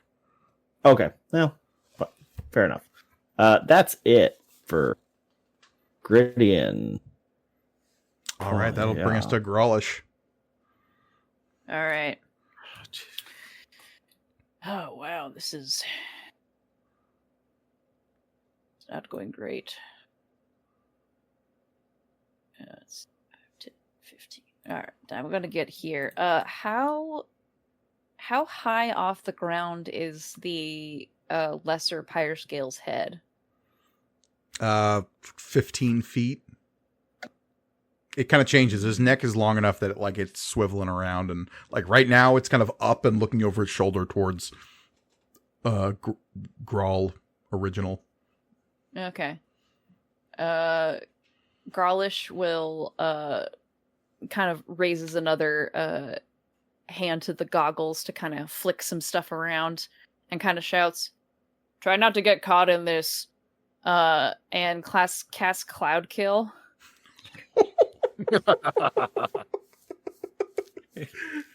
Cool. Yeah, on pyre scale, like so that it's not gonna get everyone else immediately. But who knows which way the wind's gonna blow? So. Yep. What's the radius on Cloud Kill? Too much. That's radius, isn't it? No, I was thinking it's of too big. Diameter. 20. So yeah, that's cool. 40-foot radius that we're gonna be dealing with here. Diameter. 40-foot diameter. 40-foot diameter. Oh wait. Oh no. Okay, I was gonna be like, is it just big enough that you could catch the other pyre scale and also the stands of people?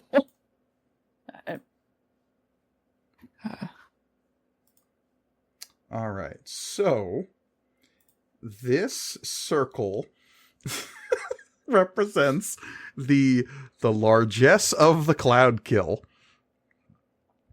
Yeah, so like not quite centered on pyre scale. It would have to be well above pyre scale to just catch the dragon and not your allies. This turn. Because, yeah, the unfortunate thing about Cloud Kill and just gases in general is that they tend to sink. Unless you're helium, but this is not a helium. So this is not a helium. Yeah, Cloud Kill is not made of helium. Never mind then. I should do it. Oh, do it. I'm not there, so you should just do it. Peer pressure. Do it. It's a one shot. Drive it like it's a stolen car. All right. Yeah. Yes. Try not to get caught in this. Seems like a Grahl thing to do. What kind of saving throw does this dragon need to make? Oh, this is con save. Cool. Con save. Ooh. I don't need those kobold stats anymore. Get out of here. That is a 16. Oh, damn, that matches. What about the Warrior of Kurtlemock? This is well above its head. Yeah, he's only like 3 feet tall. Oh, yeah. Oh, yeah, that makes sense. Okay, so he's going to take half of 5. There is someone nearby who could maybe do something about its role? I don't know. Oh, I don't know.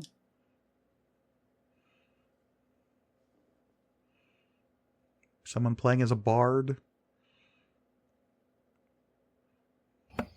I was muted. Sorry. Silvery barbs. That's what I thought. Okay. There we go. I was like, is it me? It's like, I actually don't know. I mean, technically it is me. It is me. Yeah. Its second roll was a 14. That is not going to do it. It's like I kept saying silvery barbs. Why is no one paying attention to me? Please, it's shower me with attention. It's Sid mode. We just don't listen. Yeah. And you can choose somebody to get advantage on their next roll. With the silvery barbs. Including yourself if you wanted to. I mean, we're going to be in character. Then yes, I'm going to choose. I'm going to choose me.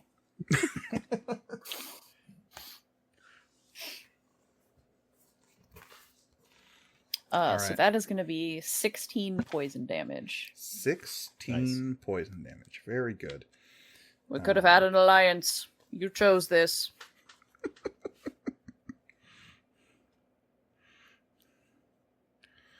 All right. It does not like being in a cloud of horrible burning vapor. Because, you create this huge globe of, like, sickly green-yellow gas that fills the air, just, like, enveloping the top of this dragon. And it seems like that gas is going to slowly descend on everyone below. So, other Graahls, heads up. Ruh-roh. This is why I took the high ground. No, don't put your heads up because the gas is up there. No, but it's coming down. Also, Graahls, you can't fly anymore. Sorry. That's fine. I don't want to be up. And the sphere also creates like a zone of very murky haze that you can't see through. It heavily obscures the area.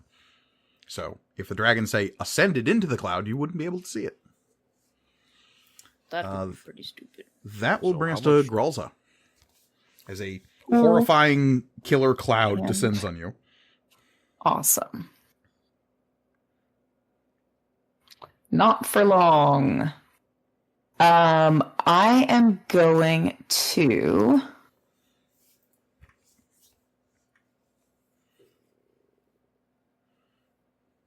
Yeah, I'm going to do it.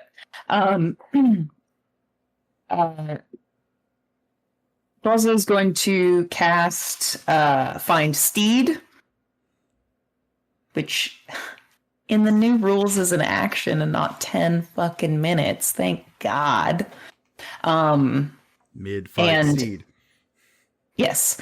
And a, fucking, again, decked out in, like, the same armor as she is a bar guest. Nice. Yeah. And I'm going to get on it, and then it is going to teleport 60 feet away from this situation. Okay. I'm up here. For those who don't know, what the hell is a bar guest? It's a shape-shifting, fiendish creature. Though this version is actually technically Fae. It looks like a weird badger thing. I don't know. Okay. Weird badger thing. Aww. It is. It looks like a friend. It kind of has like a Bat like a baboon bat, like a bat face. And then like the back of a wolf. That. Yeah. I like that. Aww. Yeah. Oh my god, it's so cute. Baby.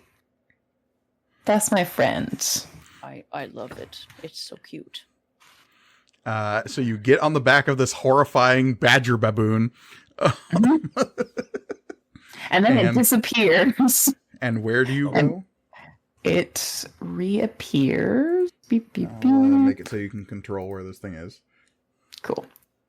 Yeah, straight up right over here. Boop. Yoink. Let's shift this thing to the back so you can appear on top of it. Cool. Whoops, didn't mean to go that far back. Oh no.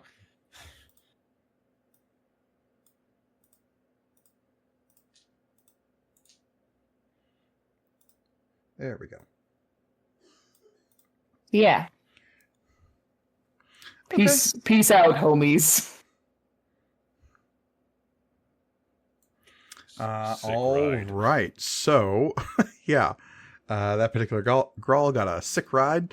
That will bring us to the Knight of Kurtlemock, whose quarry has left. So in a fit of pique, it will rush forward and entreat the dragon. Puppies? And it will say, "My lord, Kurtlemock greets you, O great one. We come bearing the fruits of our labor." And he presents a couple of gnome skulls. And the dragon will like turn around and look and just smoosh it with one giant hand. Yep. Yeah. Yep. As it was foretold. Yeah. As the last worshippers of Kurtlemock are slain within the arena, somewhere elsewhere in the multiverse, in a decrepit bar, there is a little kobold sitting at the bar who will suddenly grab his chest and go, "Gah!" and then fall off his bar stool. No. My boy. That will bring us to Grahl. I guess. Gonna stab at him. Cool. I mean, as this horrifying green cloud descends. Time to attack. All right. Let's stab away before I attempt to run away from this thing. Cool. Attack 1 with the halberd. Feel free to make all of your attacks. Okay. Well, I gotta do one, see if it hits or not, and then if it doesn't hit, I get advantage on the next roll. Oh, then, fighter stuff. So fighter stuff. So, okay, 19 to hit. 19 exactly hits. Okay. So I'll roll the next one, which is 13 plus 23. That'll hit, and then a 17 won't hit. Correct. Okay. Cool. So 2 of those. 9 plus 5, 14. And so grand total 14, 8, 22. 22. Radiant damage. Didn't like that. Its attention was like slightly taken off of you by the act of swatting this last kobold, but as you lean in with your halberd and like really start doing damage to this dragon's flank, it knows you're there and it's not happy about it. All right. Cool. God, do I? No, I can't do that. That would to summon an echo, and then that'd be 2 bonus actions, so I can't do that. Screw it. I will summon Graahl, an echo, as a bonus action, and I will put him. Can I see from where I'm at a position to be like put him up above where Ren is at? Yeah, that's like a 15-foot rise. You could put him right there. Yeah. Okay, cool. Let's do that. So Grin, right next to you, you see like kind of like shimmering like Star Trek transporter style into existence next to you, a yet another Grahl. You maybe briefly caught sight of this one before. The chaos of the dragon descended, but as he appears, he'll just give you like the Grahl, like, sup. About to make a statement. About to make a statement. Cool. And for those attacks, you do you, bud. I am going to use weapon masteries to use push on this thing and push it 10 feet away from me. In which direction away from you? Let's just like straight horizontally away from you? Straight horizontally away from me. Okay. I don't know. There's a big evil cloud above you. Well, you can push it up. I can't. I wonder. I'm curious if the push does it. Usually, something with a push mechanic will say, "Yeah, away." Yeah. So, from like, you. agonizing blast says straight in a straight line away from you, right? Mm-hmm. But I'm curious if the weapon mastery says anything.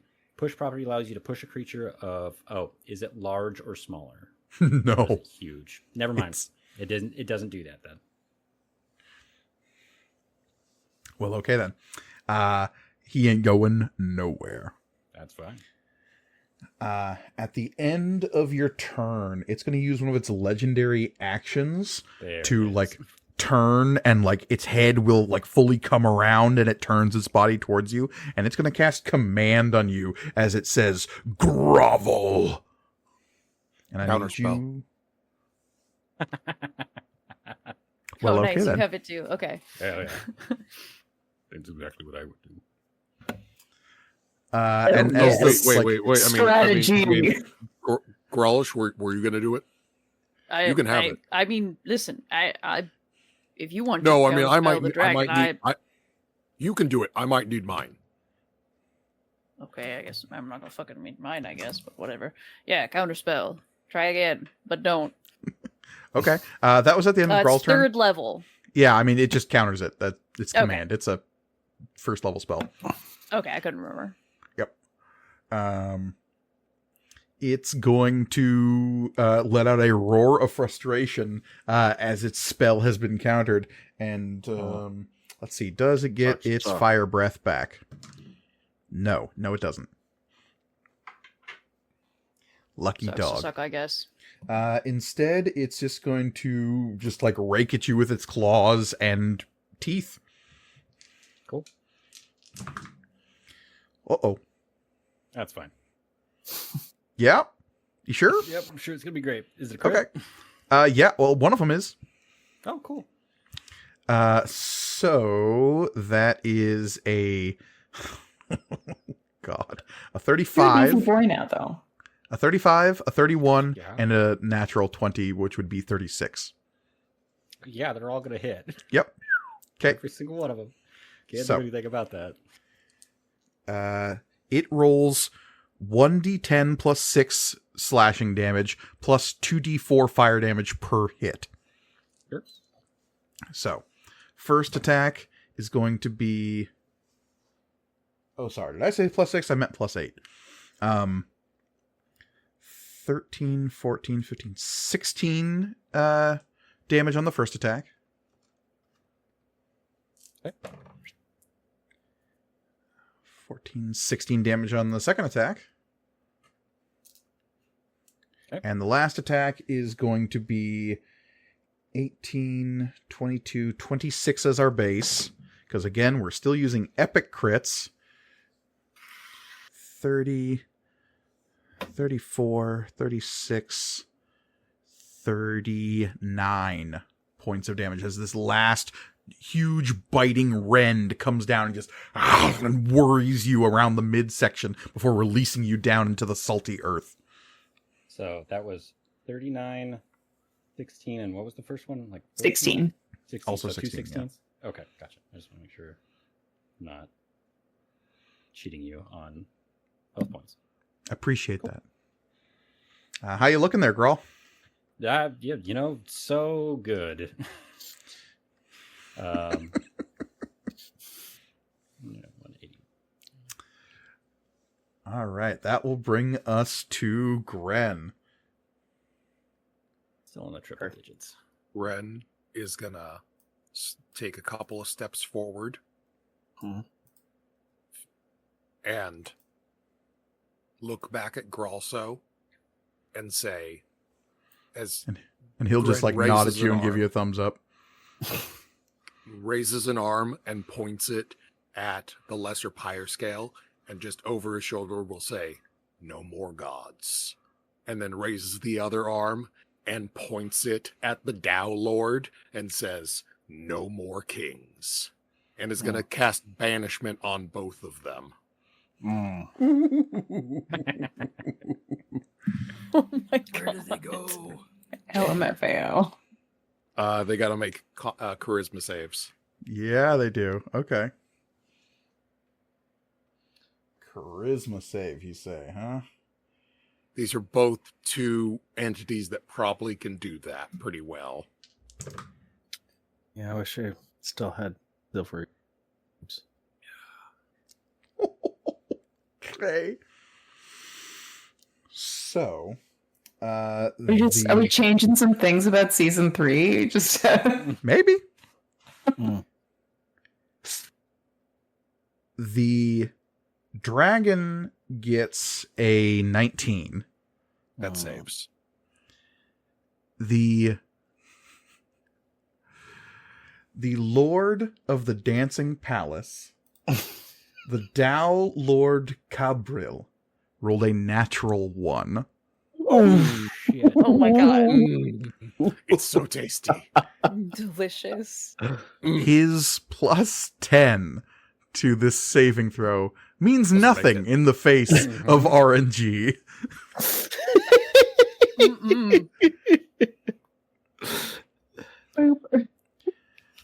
The Tao Lord disappears.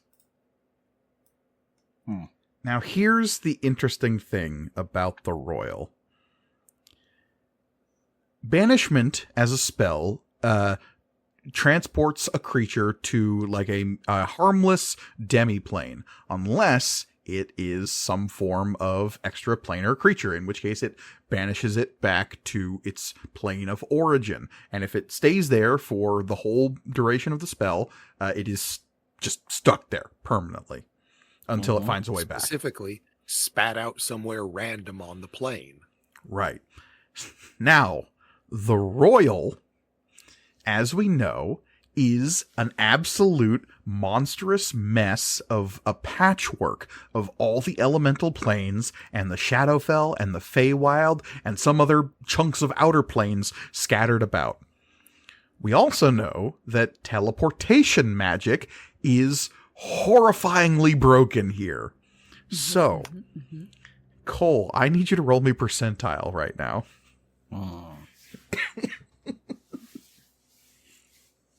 I'm so happy.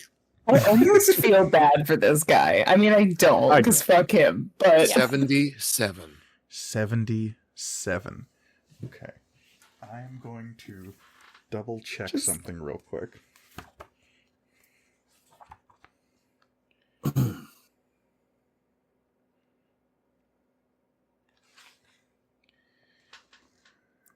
Was there like a horrified look on the Dow Lord's face as like a hand was raised against him?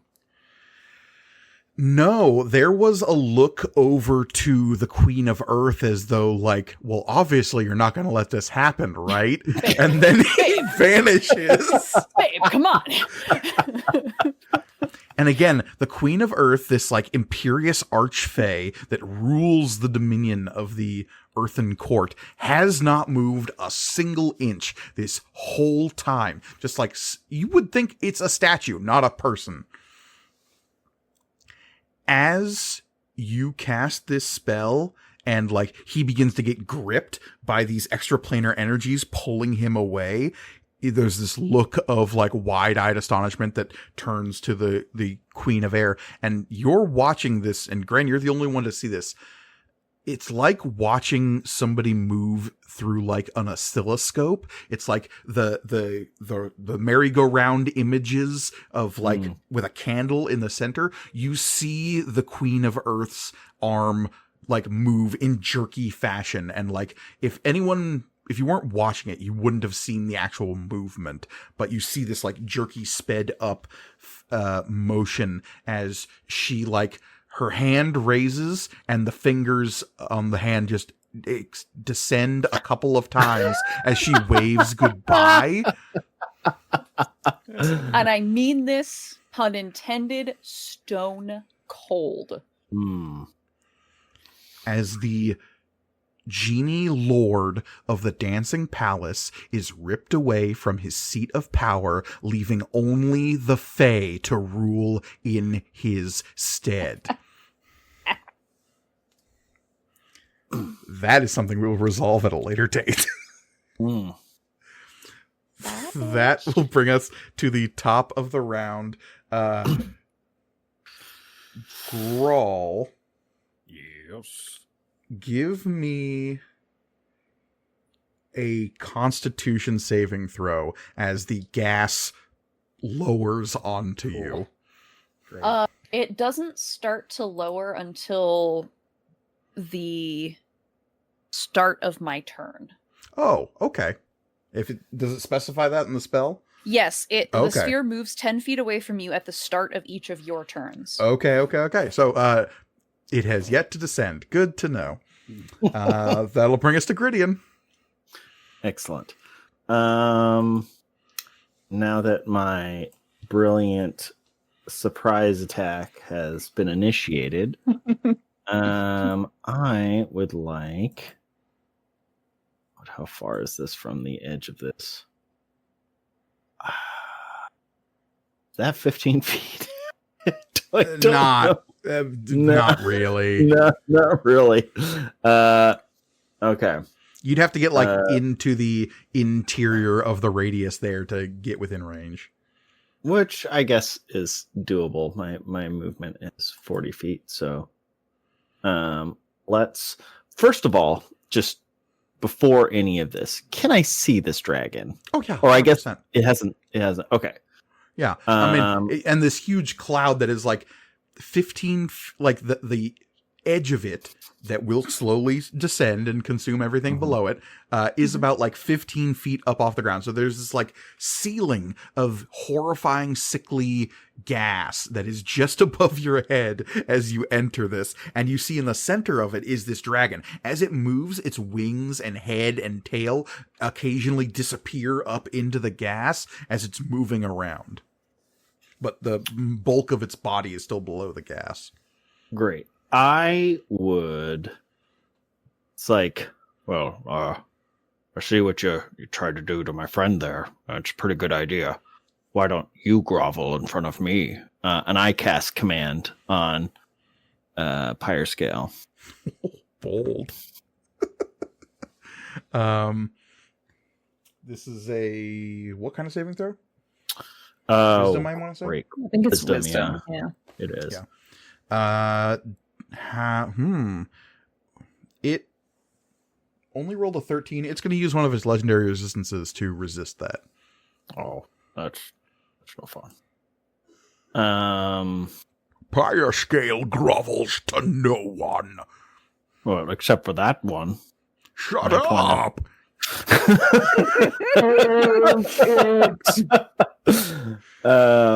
You're like what your mom tells you, the version that you have at home.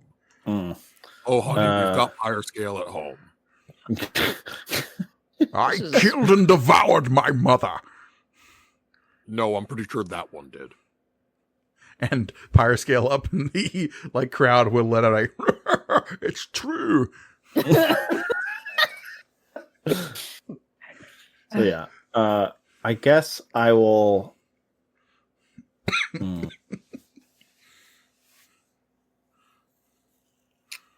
I am going to. Yeah, silvery barbs means nothing in the face of. I just decide to succeed. When it comes. So let's go ahead. I guess I'll just attack twice. Sounds good. All right. Graahls, you are on deck. Mm-hmm.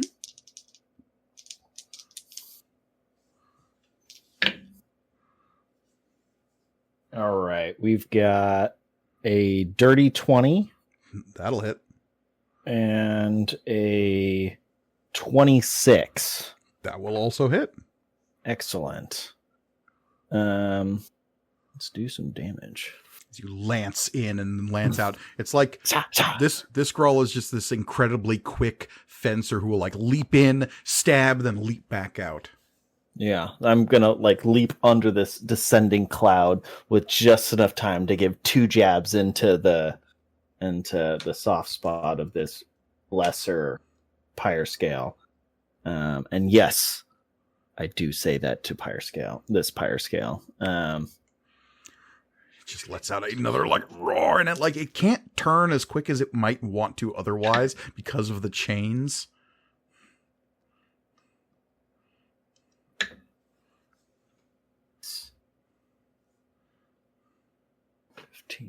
$15. 19 magical piercing damage. Ooh. Nice.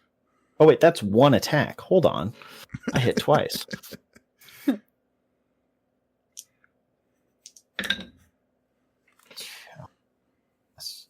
That's going to be a 15 magical piercing damage. Nice. All right, this thing is starting to look a little hurt. And yeah, I'm going to get from out so that I'm no longer under the descending cloud with my remaining movement. Seems good. Thank you very much. Right there, sounds good. Cool. All right. And I give a thumbs up to the crowd. That was pretty good, right? You went underneath the cloud and nobody in the stands could see what you did. Oh, shit. Because the cloud heavily obscures. Come on. Come on. I'm trying my best here. That will bring us to Graahl. The cloud descends now? Can the cloud descend? At the end of my turn. Ah, dang it. Oh, no, it is at the start of my turn. Sorry, hey! All right, the cloud descends. It doesn't make it to the ground. It doesn't make it all the way to the ground because it only descends 10 feet. No, it is still 5 feet off the ground. But we established that most Graahls are over 5 feet tall canonically earlier this episode. Mm-hmm. Mm-hmm. I can't shrink and squat. On your turn, you can. Yeah, on your turn you can. Can you squat as a reaction? I don't think so. Not this Grahl. Not this Grahl. There is a Grahl who his whole thing is that he can use squat as a reaction. Yeah, he never skips. It's Jean-Claude Van Graal can immediately do a series of splits. Or Jean Grahl Van Damme. Jean Grahl Van Damme, that is it. Yes, absolutely. Yeah. So everyone who's in the bubble needs to give me a con save. Hooray! Or who enters the bubble, I should say. Pyrescale will make his con save on his turn. Yeah.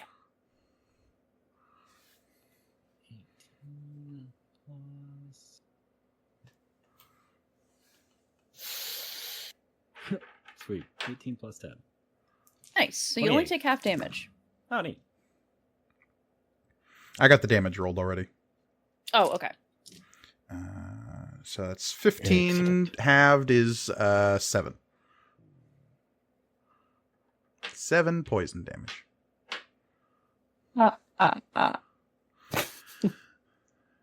Okay, that was the start. That's a good turn. I did nothing. Okay.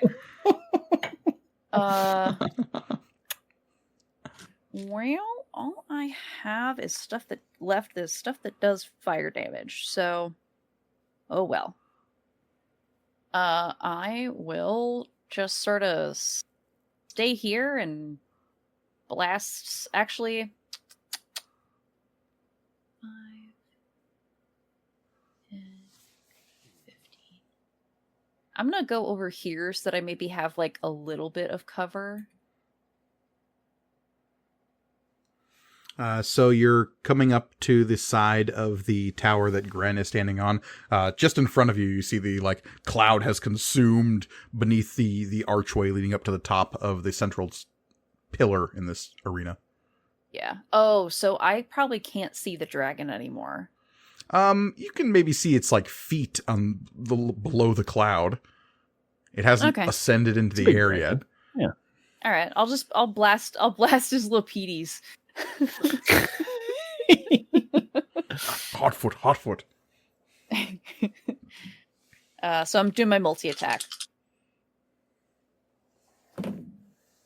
Oh god. Well, okay. One of those is a botch, and one of them is a natural 20.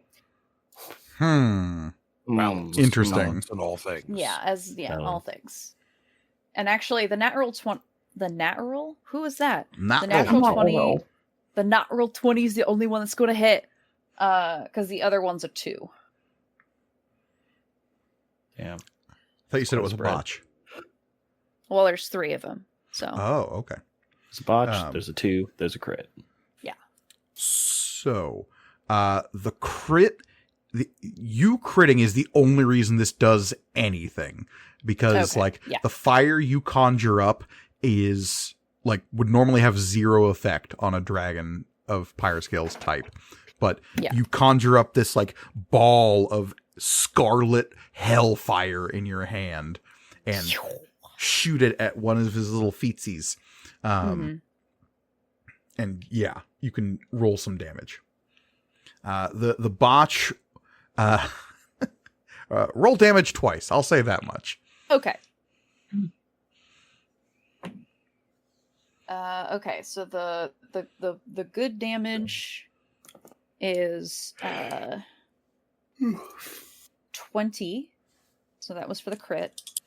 All right. And then the other damage is it's only 6. I rolled 2 1s. Grydion, lancing through the cloud. A bolt of fire comes out of nowhere. You have no idea where this came from, and it smacks you full in the face. Oh god, yeah. I don't even think I can shield it because I'm just so bummed that no one saw my cool attack. Like your back was turned to the cloud as you like looked up at the crowd, going like, realizing what's happening. You turn back disappointed, and then straight out of the cloud, a bolt of fire hits you full in the face. Oh, who could have seen that coming? And you take 6 fire damage. It's probably fine. That's my turn. All right. The dragon is bloodied. I will say that. Remember, the bloodied condition is back. That means you've taken it down to half health. Wahoo! Ow. Oh, bloodied, my old 4th edition friend. Welcome back. Does that do anything else for us, or just let us know that it's just let you know that it's halfway down, okay. And like some abilities might be a little bit more effective against bloodied targets. I don't know if any of you have those, but in fact, I know most of you don't because I wrote those stat blocks for you. I left my my blood bending powers at home. Yes, indeed. That will bring us to Graahls atop her bar guest. Yeah. Come I am fill going this hay bench to... with me. Yeah, okay. That does sound awesome. Conquer the city in the name of Maglubiat. No. Diablo. Nobody's conquering anything from Maglubiat. But Maglubiat is the best. Graalso is just like, look, I know you're new, and this is normally we cover this in orientation, but like we really try to tone down the Maglubiat stuff, okay? Yeah, that guy's. I'm not really into Maglubiat either. It's more of a tear it all down type thing. Wait, so that was just a tactic to help? No, fuck that. Maglubiat or nothing. I am going to. I'm going to move over here on my steed, and then I'm going to use my Holy Hurl attack. Which, I don't know, I don't have any weapons, so I don't actually know. Here, I think what happens is a like hand axe, a I'll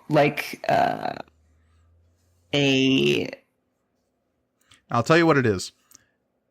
They left like you your shield. Weapon. Oh fuck, hell yeah. Oh yeah, I'll Captain America throw this shield. Hell yeah. Alright, fuck it. I was gonna do a spiritual weapon thing, but no, that's better. That first one definitely doesn't hit, because that's 14. Mm-hmm. But the second one is a crit. 2.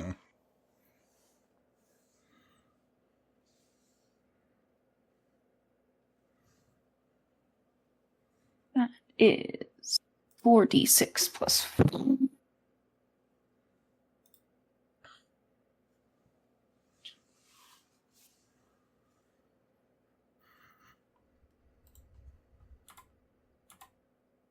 That is... So the Holy Hurl, 24, 25, 26, 27, 28 is our baseline. 28. Yep. So that is going to total 47 damage. Woohoo! Nice. Yummy. You hurl this like glowing, crackling shield into the cloud. You kind of have a good idea of where the dragon is just based on its like movement and its feet, but we really can't see it from your position. But the shield like clangs off of something and returns to you, and there's no seeming reaction. You throw it a second time though, it like opens up this like parting tunnel of vapor as it just goes wing, wing, wing, wing, wing through, and the kind of disperses the cloud around it, and you see it open up around Pyre's scale, and it smashes into this thing's back of its head, and it lets out a roar as this like tunnel is opened up in the cloud as your shield returns back to you.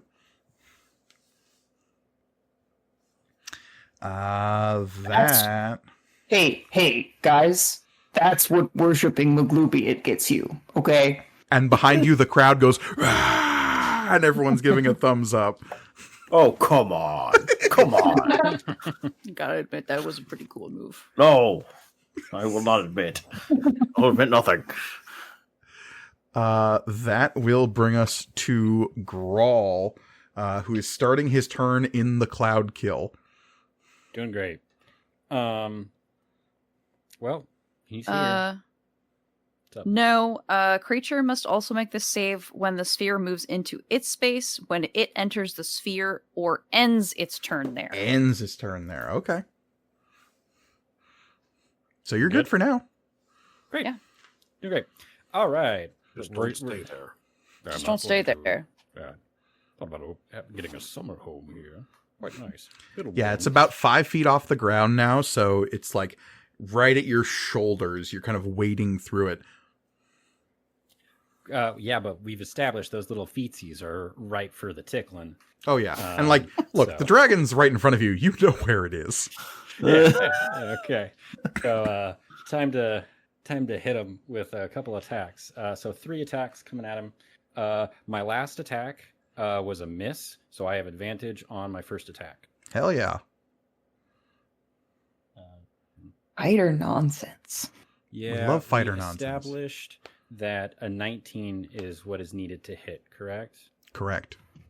Okay, well, I am going to use another one of my Fortune of the Many to get a bonus because I rolled an 18. I will expend that. I'm down to 3 uses of that to make that a 19 to hit. You have like 3 allies within, so it'll be higher than that, but yeah. Yeah, but that's all I need. Right? Yeah. No, totally. I just need the 1. Okay, So attack 1 hits. Attack 2 definitely hits because that's an 18 plus 10. Nice. And attack 3 is a 15, which is not going to hit, but that will give me advantage on my next attack. Nice. So 2 attacks coming at it.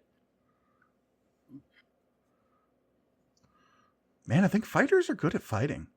Yeah, that's crazy. See, wait, this turn is almost half over. Sounds right. The supreme fighter nonsense has yet to begin. Yes. Okay. It's another 11. 21 slashing damage. Yep. And let's action surge. How did I not see this one coming? Yeah. All right. And this one's at advantage, so here we go.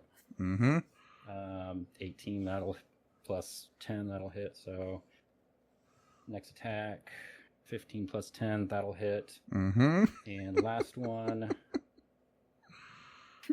that one won't hit. Times. I guess I will. On that last one, I missed, but I guess I can use this thing and gain how many friends did you say I have? Within 30 feet, you have 3 at the moment. Great, so 16 plus 3, that would make it another hit. That makes it a 19, which makes it a hit. Okay, so we're looking at 5 of 6. 5 out of 6 attacks have hit, yes. Yeah. Okay. Jesus Christ. 12.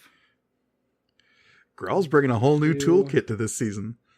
And 15, it's hitting. 30. There's another 37 radiant damage to it. Woo. And bonus action, I am going to use my second wind. And when I do that, I can move without provoking an opportunity attack. Okay. Just full movement? I can move up to half my speed without provoking opportunity attack. I mean, you still had your whole movement too, so yeah, it doesn't. Yeah, there you go. So okay. Yeah. Sounds pretty well. Good, my dude. A pretty good round. Yeah. That'll bring us to the Pyre Scale Echo. It's totally lost track of anyone who he can hit because he's head in the clouds. The cloud is also made of horrible sucking mustard gas. It's kind of wrapped up in the chains a little bit. It's going to try to just fly straight up to get a better view of its surroundings. Eventually it'll clear the cloud when it does that, and it will look around and not going to get its fire breath back. Damn. No luck on that. But it will see a few of you down below. Yeah. It'll cast Fireball centered on Graalso. Oh, that's not Counterspell. There it is. This level. That's what we were saving it up for. Yeah, right. And it's lifts up its maw, and like its teeth are acting as its spellcasting focus, and you see the fireball, the little bead of fire, begin to form like just in front of its mouth, like anime style, like a laser beam just starting to like it's gonna shoot like a Gundam, and then it just goes and a little wisp of smoke comes off of its mouth, and it lets out this just horrible, frustrated, like, Rah! And from the stands, the pyre scale is going to let out a just like guffawing laugh that fills the arena. And you can see once it clears out of the cloud, this pyre scale echo is looking absolutely rough. It's got bloody rents all over the front of it and up its neck where Grahl just like laid into it with his halberd. And it's got like burn marks on its back where it was hit with a crackling shield, and like its right hand is kind of this like charred stump where hellfire is erupted through it, and it's like still shackled by 3 limbs to chains to the top of this tower, and it's letting out this just like really painful yell of frustration. Almost like he should have allied with us. Yeah. Weird. That's so weird. And that will bring us to Gren. We could have had a Grahl. So At the end of Pyre Scale's turn, Graalso is gonna like look down at you, Grahl, and say, "So we're good to go whenever, right?" Yeah, anytime you want to leave, I feel pretty comfortable about this. So Okay. you know. Yeah, we're just. And he's like pointing up at the dragon. You feel good? Just. We're done here? Do you need to kill it, is what I'm saying? It's just like, look, we've broken its spirit, clearly. Yeah, he's not coming back from this one emotionally. No. It's all about getting the final kill, really. That's what's most important. I mean, look, sure, fair But enough. I've grown as a person. I don't need it. With that conversation happening, Gren, what are you doing? So we've established that banishment did all sorts of messing up with sending the Lord, And you're still concentrating on that. Yeah, but like I'm just trying to figure out if I dropped concentration at this point, would the Tao Lord come back? What a good question. Because I just say don't think it would. I think I just sent it someplace random on the plane. I was gonna say it'll come back, just not here. Yeah. So I think I'm going to cast. Gren is going to like look up at the dragon, and like black inky smoke is going to start like pouring out of his eyes as he casts Eye Bite, dropping concentration on banishment. Mm-hmm. Yeah. Gone. I mean, he's not here. Yeah. Oh, buddy. In the middle of an ocean somewhere. Wait, okay. Back and forth. But hilariously, It's like, does that mean that he pops somewhere else at the end of banishment? So he's just like popped into the middle of nowhere, has no idea, and then like a few seconds later. Yep. You know, Like, have you ever like created a thrown wonderful universe? Have you ever thrown a ball into a roulette wheel way too hard?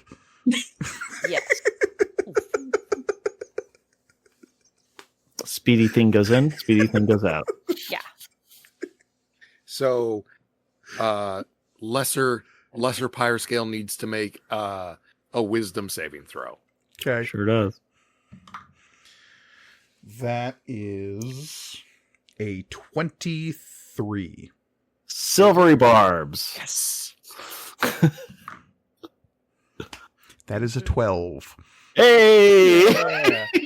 I would like to make... So, as it is doing that, it's like it billows a little bit, and the red of its scales begins to flare as it looks like it's about to use one of its legendary resistances, but the pyre scale in the audience will let out just an inhale, and you see that energy just waft out of this pyre scale and disappear as the pyre scale in the crowd, like its reptilian face, gives this huge grin. Now you continue.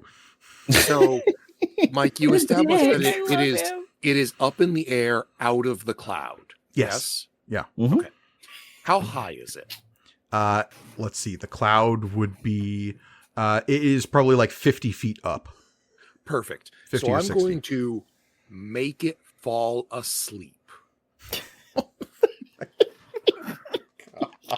So it's 50 feet for the fall damage, and then because it re-entered the cloud, it's going to take that damage again. Elliot, would you mind rolling? Well, because it'll be asleep, so it can't make the save. So it would have the unconscious condition. What does that do for saving throws? Let me double check. Great question. Okay.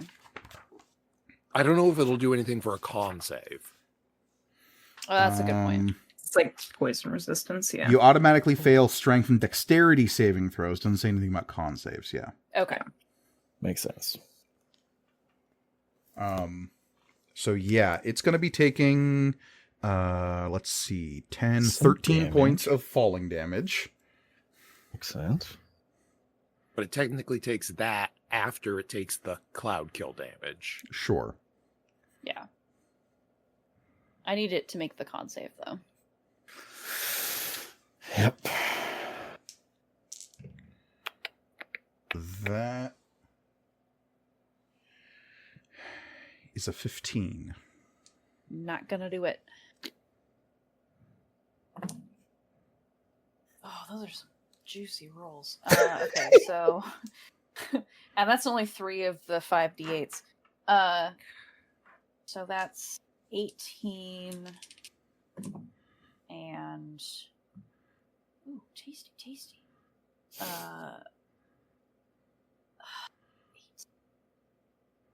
3... 30. Okay. Feels This good to thing absolutely falls manhandle out of this the thing. sky and just boom lands in the midst of this like horrible sickly cloud. You hear one wet gurgling breath as this thing breathes in as it hits, and then nothing. Yes. And the crowd is like murmuring and shouting and jeering, but no one's quite sure what happened. And at that moment, as the crowd starts to have like a murmur of like, oh, that's when I drop concentration and the cloud dissipates. And the cloud disappears, and there is just this broken, dead dragon corpse chained to this tower, kind of like hanging at a weird angle, its limbs kind of caught in the chains and sticking up towards the top of the tower. Its mouth and nose are like rotted and like seeping with this horrible viscous liquid. Its wounds have overwhelmed it, and it falls dead to the ground. Hell yeah. Strategy wins again. Yes. Double thumbs And that's up. why Yeah, thumbs up. and that's why I'm second in command. Wait, but hold on. After me, of course. That was like Okay, a but that was a 3-way like takedown if you think about it. Like but, it was all 3 of you us know, together. Yeah. So technically all 3 of us are number 1, right? And so everybody else is number 2. Is that how math works? As the cloud disappears and the dragon's body is revealed, there's like a humongous explosion of cheering from the crowd and a sound that none of you have heard before, which is the applause of giant dragon claws as Pyrescale gives you a slow clap that nonetheless reverberates over the crowd noise.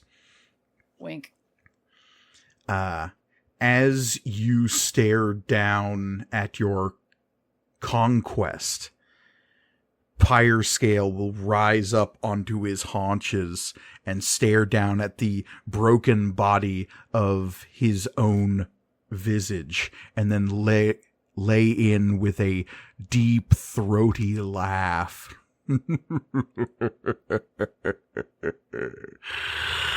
And then breathe in. You see this viscous vapor kind of swirling up out of the dead body of Pyrescale, and something is drawn up out of the body and into the larger dragon, and you swear you see this creature that was already enormous grow even larger all of a sudden.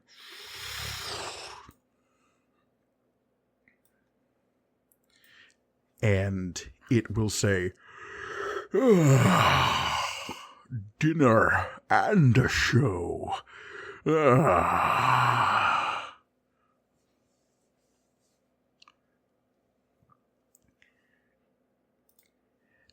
It is at this point where someone would be announcing what would happen next if the MC of this event had not been cast asunder.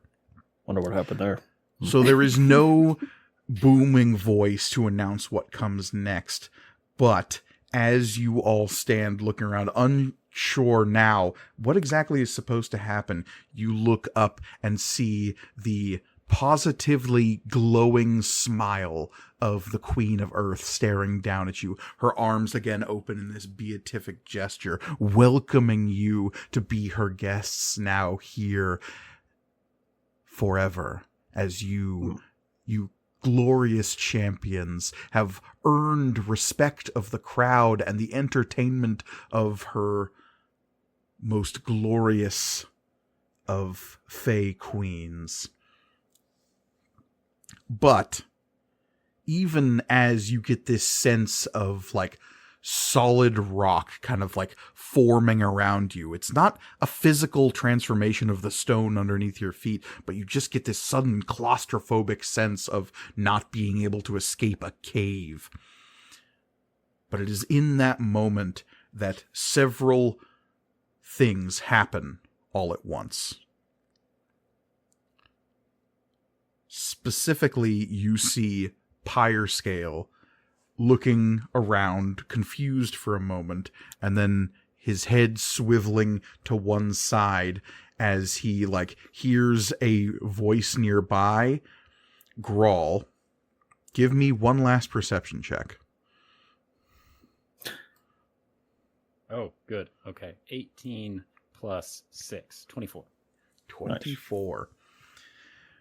You're standing near the group that you're assembled close by, and you can see from this vantage point the enormous form of the true Pyrescale, kind of like looking around, and then he lifts a wing and looks behind his like shoulder joint, and your eyes train to where his eyes go, and you see an empty spot in the crowd where somebody very quickly vacates their position before a dragon notices them.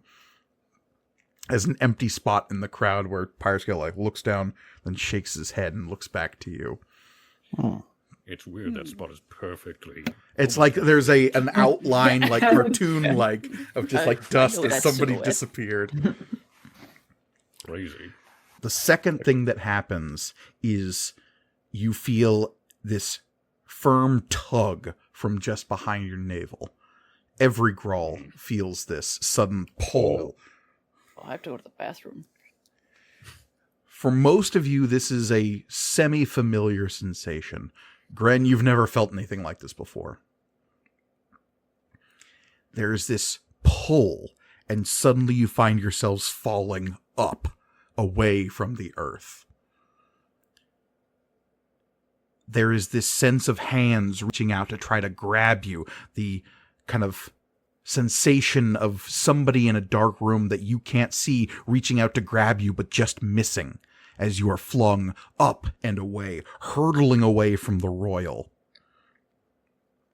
You are pulled by this tether, this thread, up and away, up, up, up. You see the octants of the royal, the shifting colors of the mass of elemental energy meeting in the middle in the great maelstrom, but you are pulled up and away, hurtling through what was once the great astral sea, now a broken cacophony, a wheel shattered at its very spoke, as you are pulled away, and suddenly you are jerked towards this great glowing mountain, and on the slopes of it you find yourself in this vast golden hall, and there standing, his hand resting on a huge book, is Graalso. And nearby you see this strange, like, ticking machine behind him. It seems to be like a loom of some kind, and it's clattering back and forth, but it's a loom sized for like a creature 20, 30 feet tall. So it takes like tens of Graahls working in tandem to make this thing work and slack and rack back and forth. And as you are jerked into the stone of this place, you feel that strange, like, hook thread sensation behind your navel suddenly go loose, and you're free to move about the cabin again. And the loom, like, clatters and thumps and falls into silence as a bunch of Graahls come piling off of it, going, "Oh, hey, good job, guys. Yeah, well, that was a good one. Oh, just in the nick of time. Yeah, if it wasn't for us, they would have never escaped."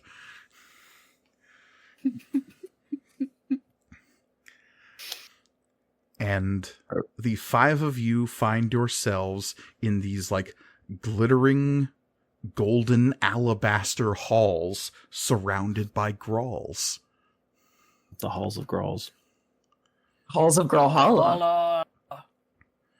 Good to be back. Oh, wow.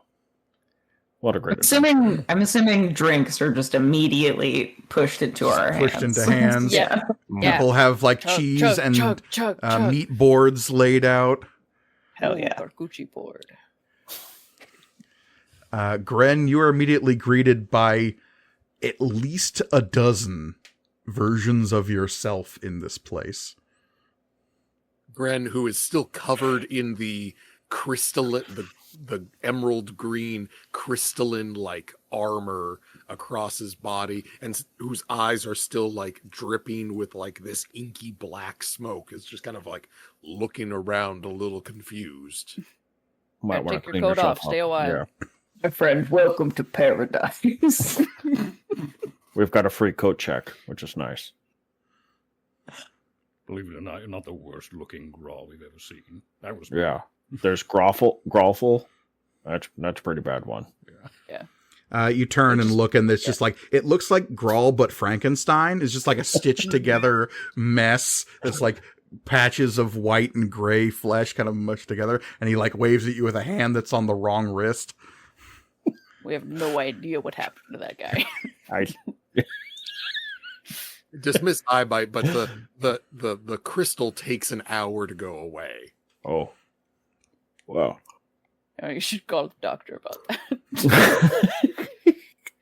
If this problem persists for over 6 hours, I'd recommend. We have a Grahl for Don't that. worry. It Yeah. off on its own. We have a general Grahl practitioner on staff, so. A Jenner Grahl. Jenner Grahl practitioner. And it's just like the Dr. Mario version of Grahl, just with, like, a white coat and a little reflector. The doctor's coat is over the top of armor. Yeah. Take it off. It kind of sticks through in some places, yeah. But the sleeves are definitely, like, cut off. Like, Torn. Yeah. Oh, Jesus. If you need me, I'll be on the 18th hole. Are you Grahl? Oh, girl. Stop it. Never. Season 3 is canceled. It's all Graahl. It's all Graahl. It's all Graahl. We can't do this for a whole season. That's you. That. Mike, can we say the armor falls off at some point? Yeah, absolutely. Yeah. Okay. It's like, hey, everybody, weird question, but I saw this weird guy sitting next to Pyre Scale, and he looks exactly like this, and I just change completely, like my body just like breaks and cracks and shifts until it like looks exactly like the weird skinny bald guy I saw. Oh yeah, I saw that guy too. Oh, Omatep. I don't know who it is. I don't know. And all the other girls are like, who's this guy? That doesn't mean anything to me. Imhotep? He was trying to get our attention about something. I haven't seen Omatep in years. Yeah. And I think we established maybe off camera that if any of us have tried the ritual, it does not work. Mm-hmm. Yeah. So, Grahl, this is the first time you're hearing about the fact that, like, Omatep Duskwalker is perhaps extant somewhere in the Royal. And I know about all of the teleporting issues. The only reason you have this, like, exfiltration technique to Graalhalla is because of the loom that you and Graalso recovered here in these halls.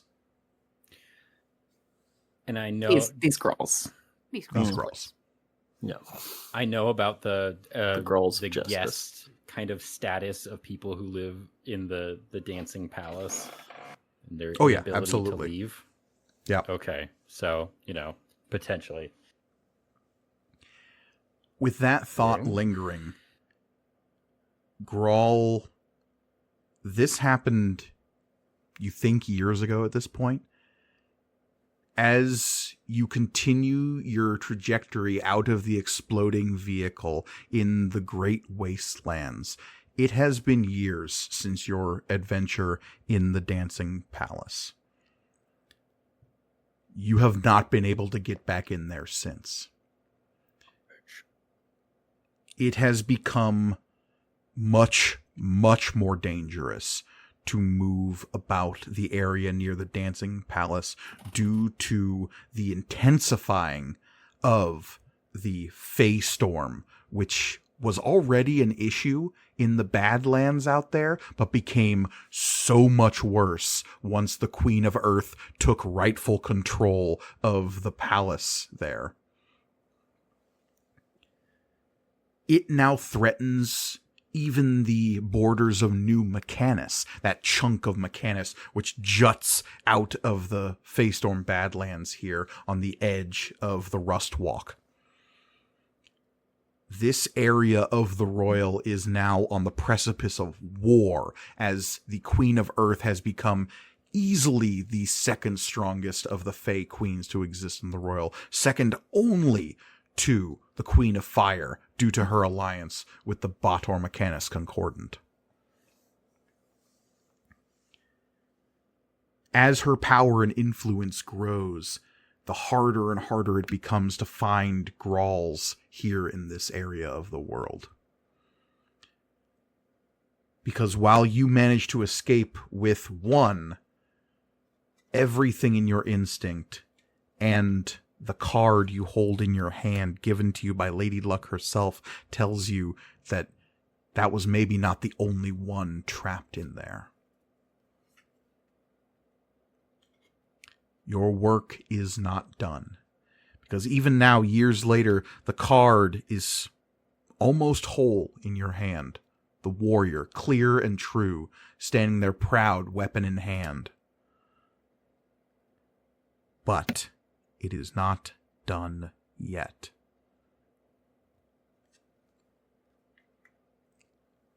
And I think it is there we're going to have to leave Grahl until he is reunited once again with the Threadless, and his journey may continue in earnest. Because as always, you can find more material components in every show on the Punch Up Entertainment Network over on our YouTube channel. That's youtube.com/@punchupentertainment. While you're there, make sure to check out our exclusive one-shots and mini-campaigns like the fantasy renaissance adventure, The Shadow Kingdom. Give us a like, a comment, or a subscribe. It really helps out. And if you want even more ways of helping us do what we do, please consider going over to our Patreon page. That's patreon.com/punchupent. That's punchupent. Becoming a patron unlocks all sorts of older Punch Up shows and gives you access to our Discord, where the Stalwart Adventurers and myself hang out online. Thank you all so much for listening. And as always, the world is chaos, so please, be kind to each other.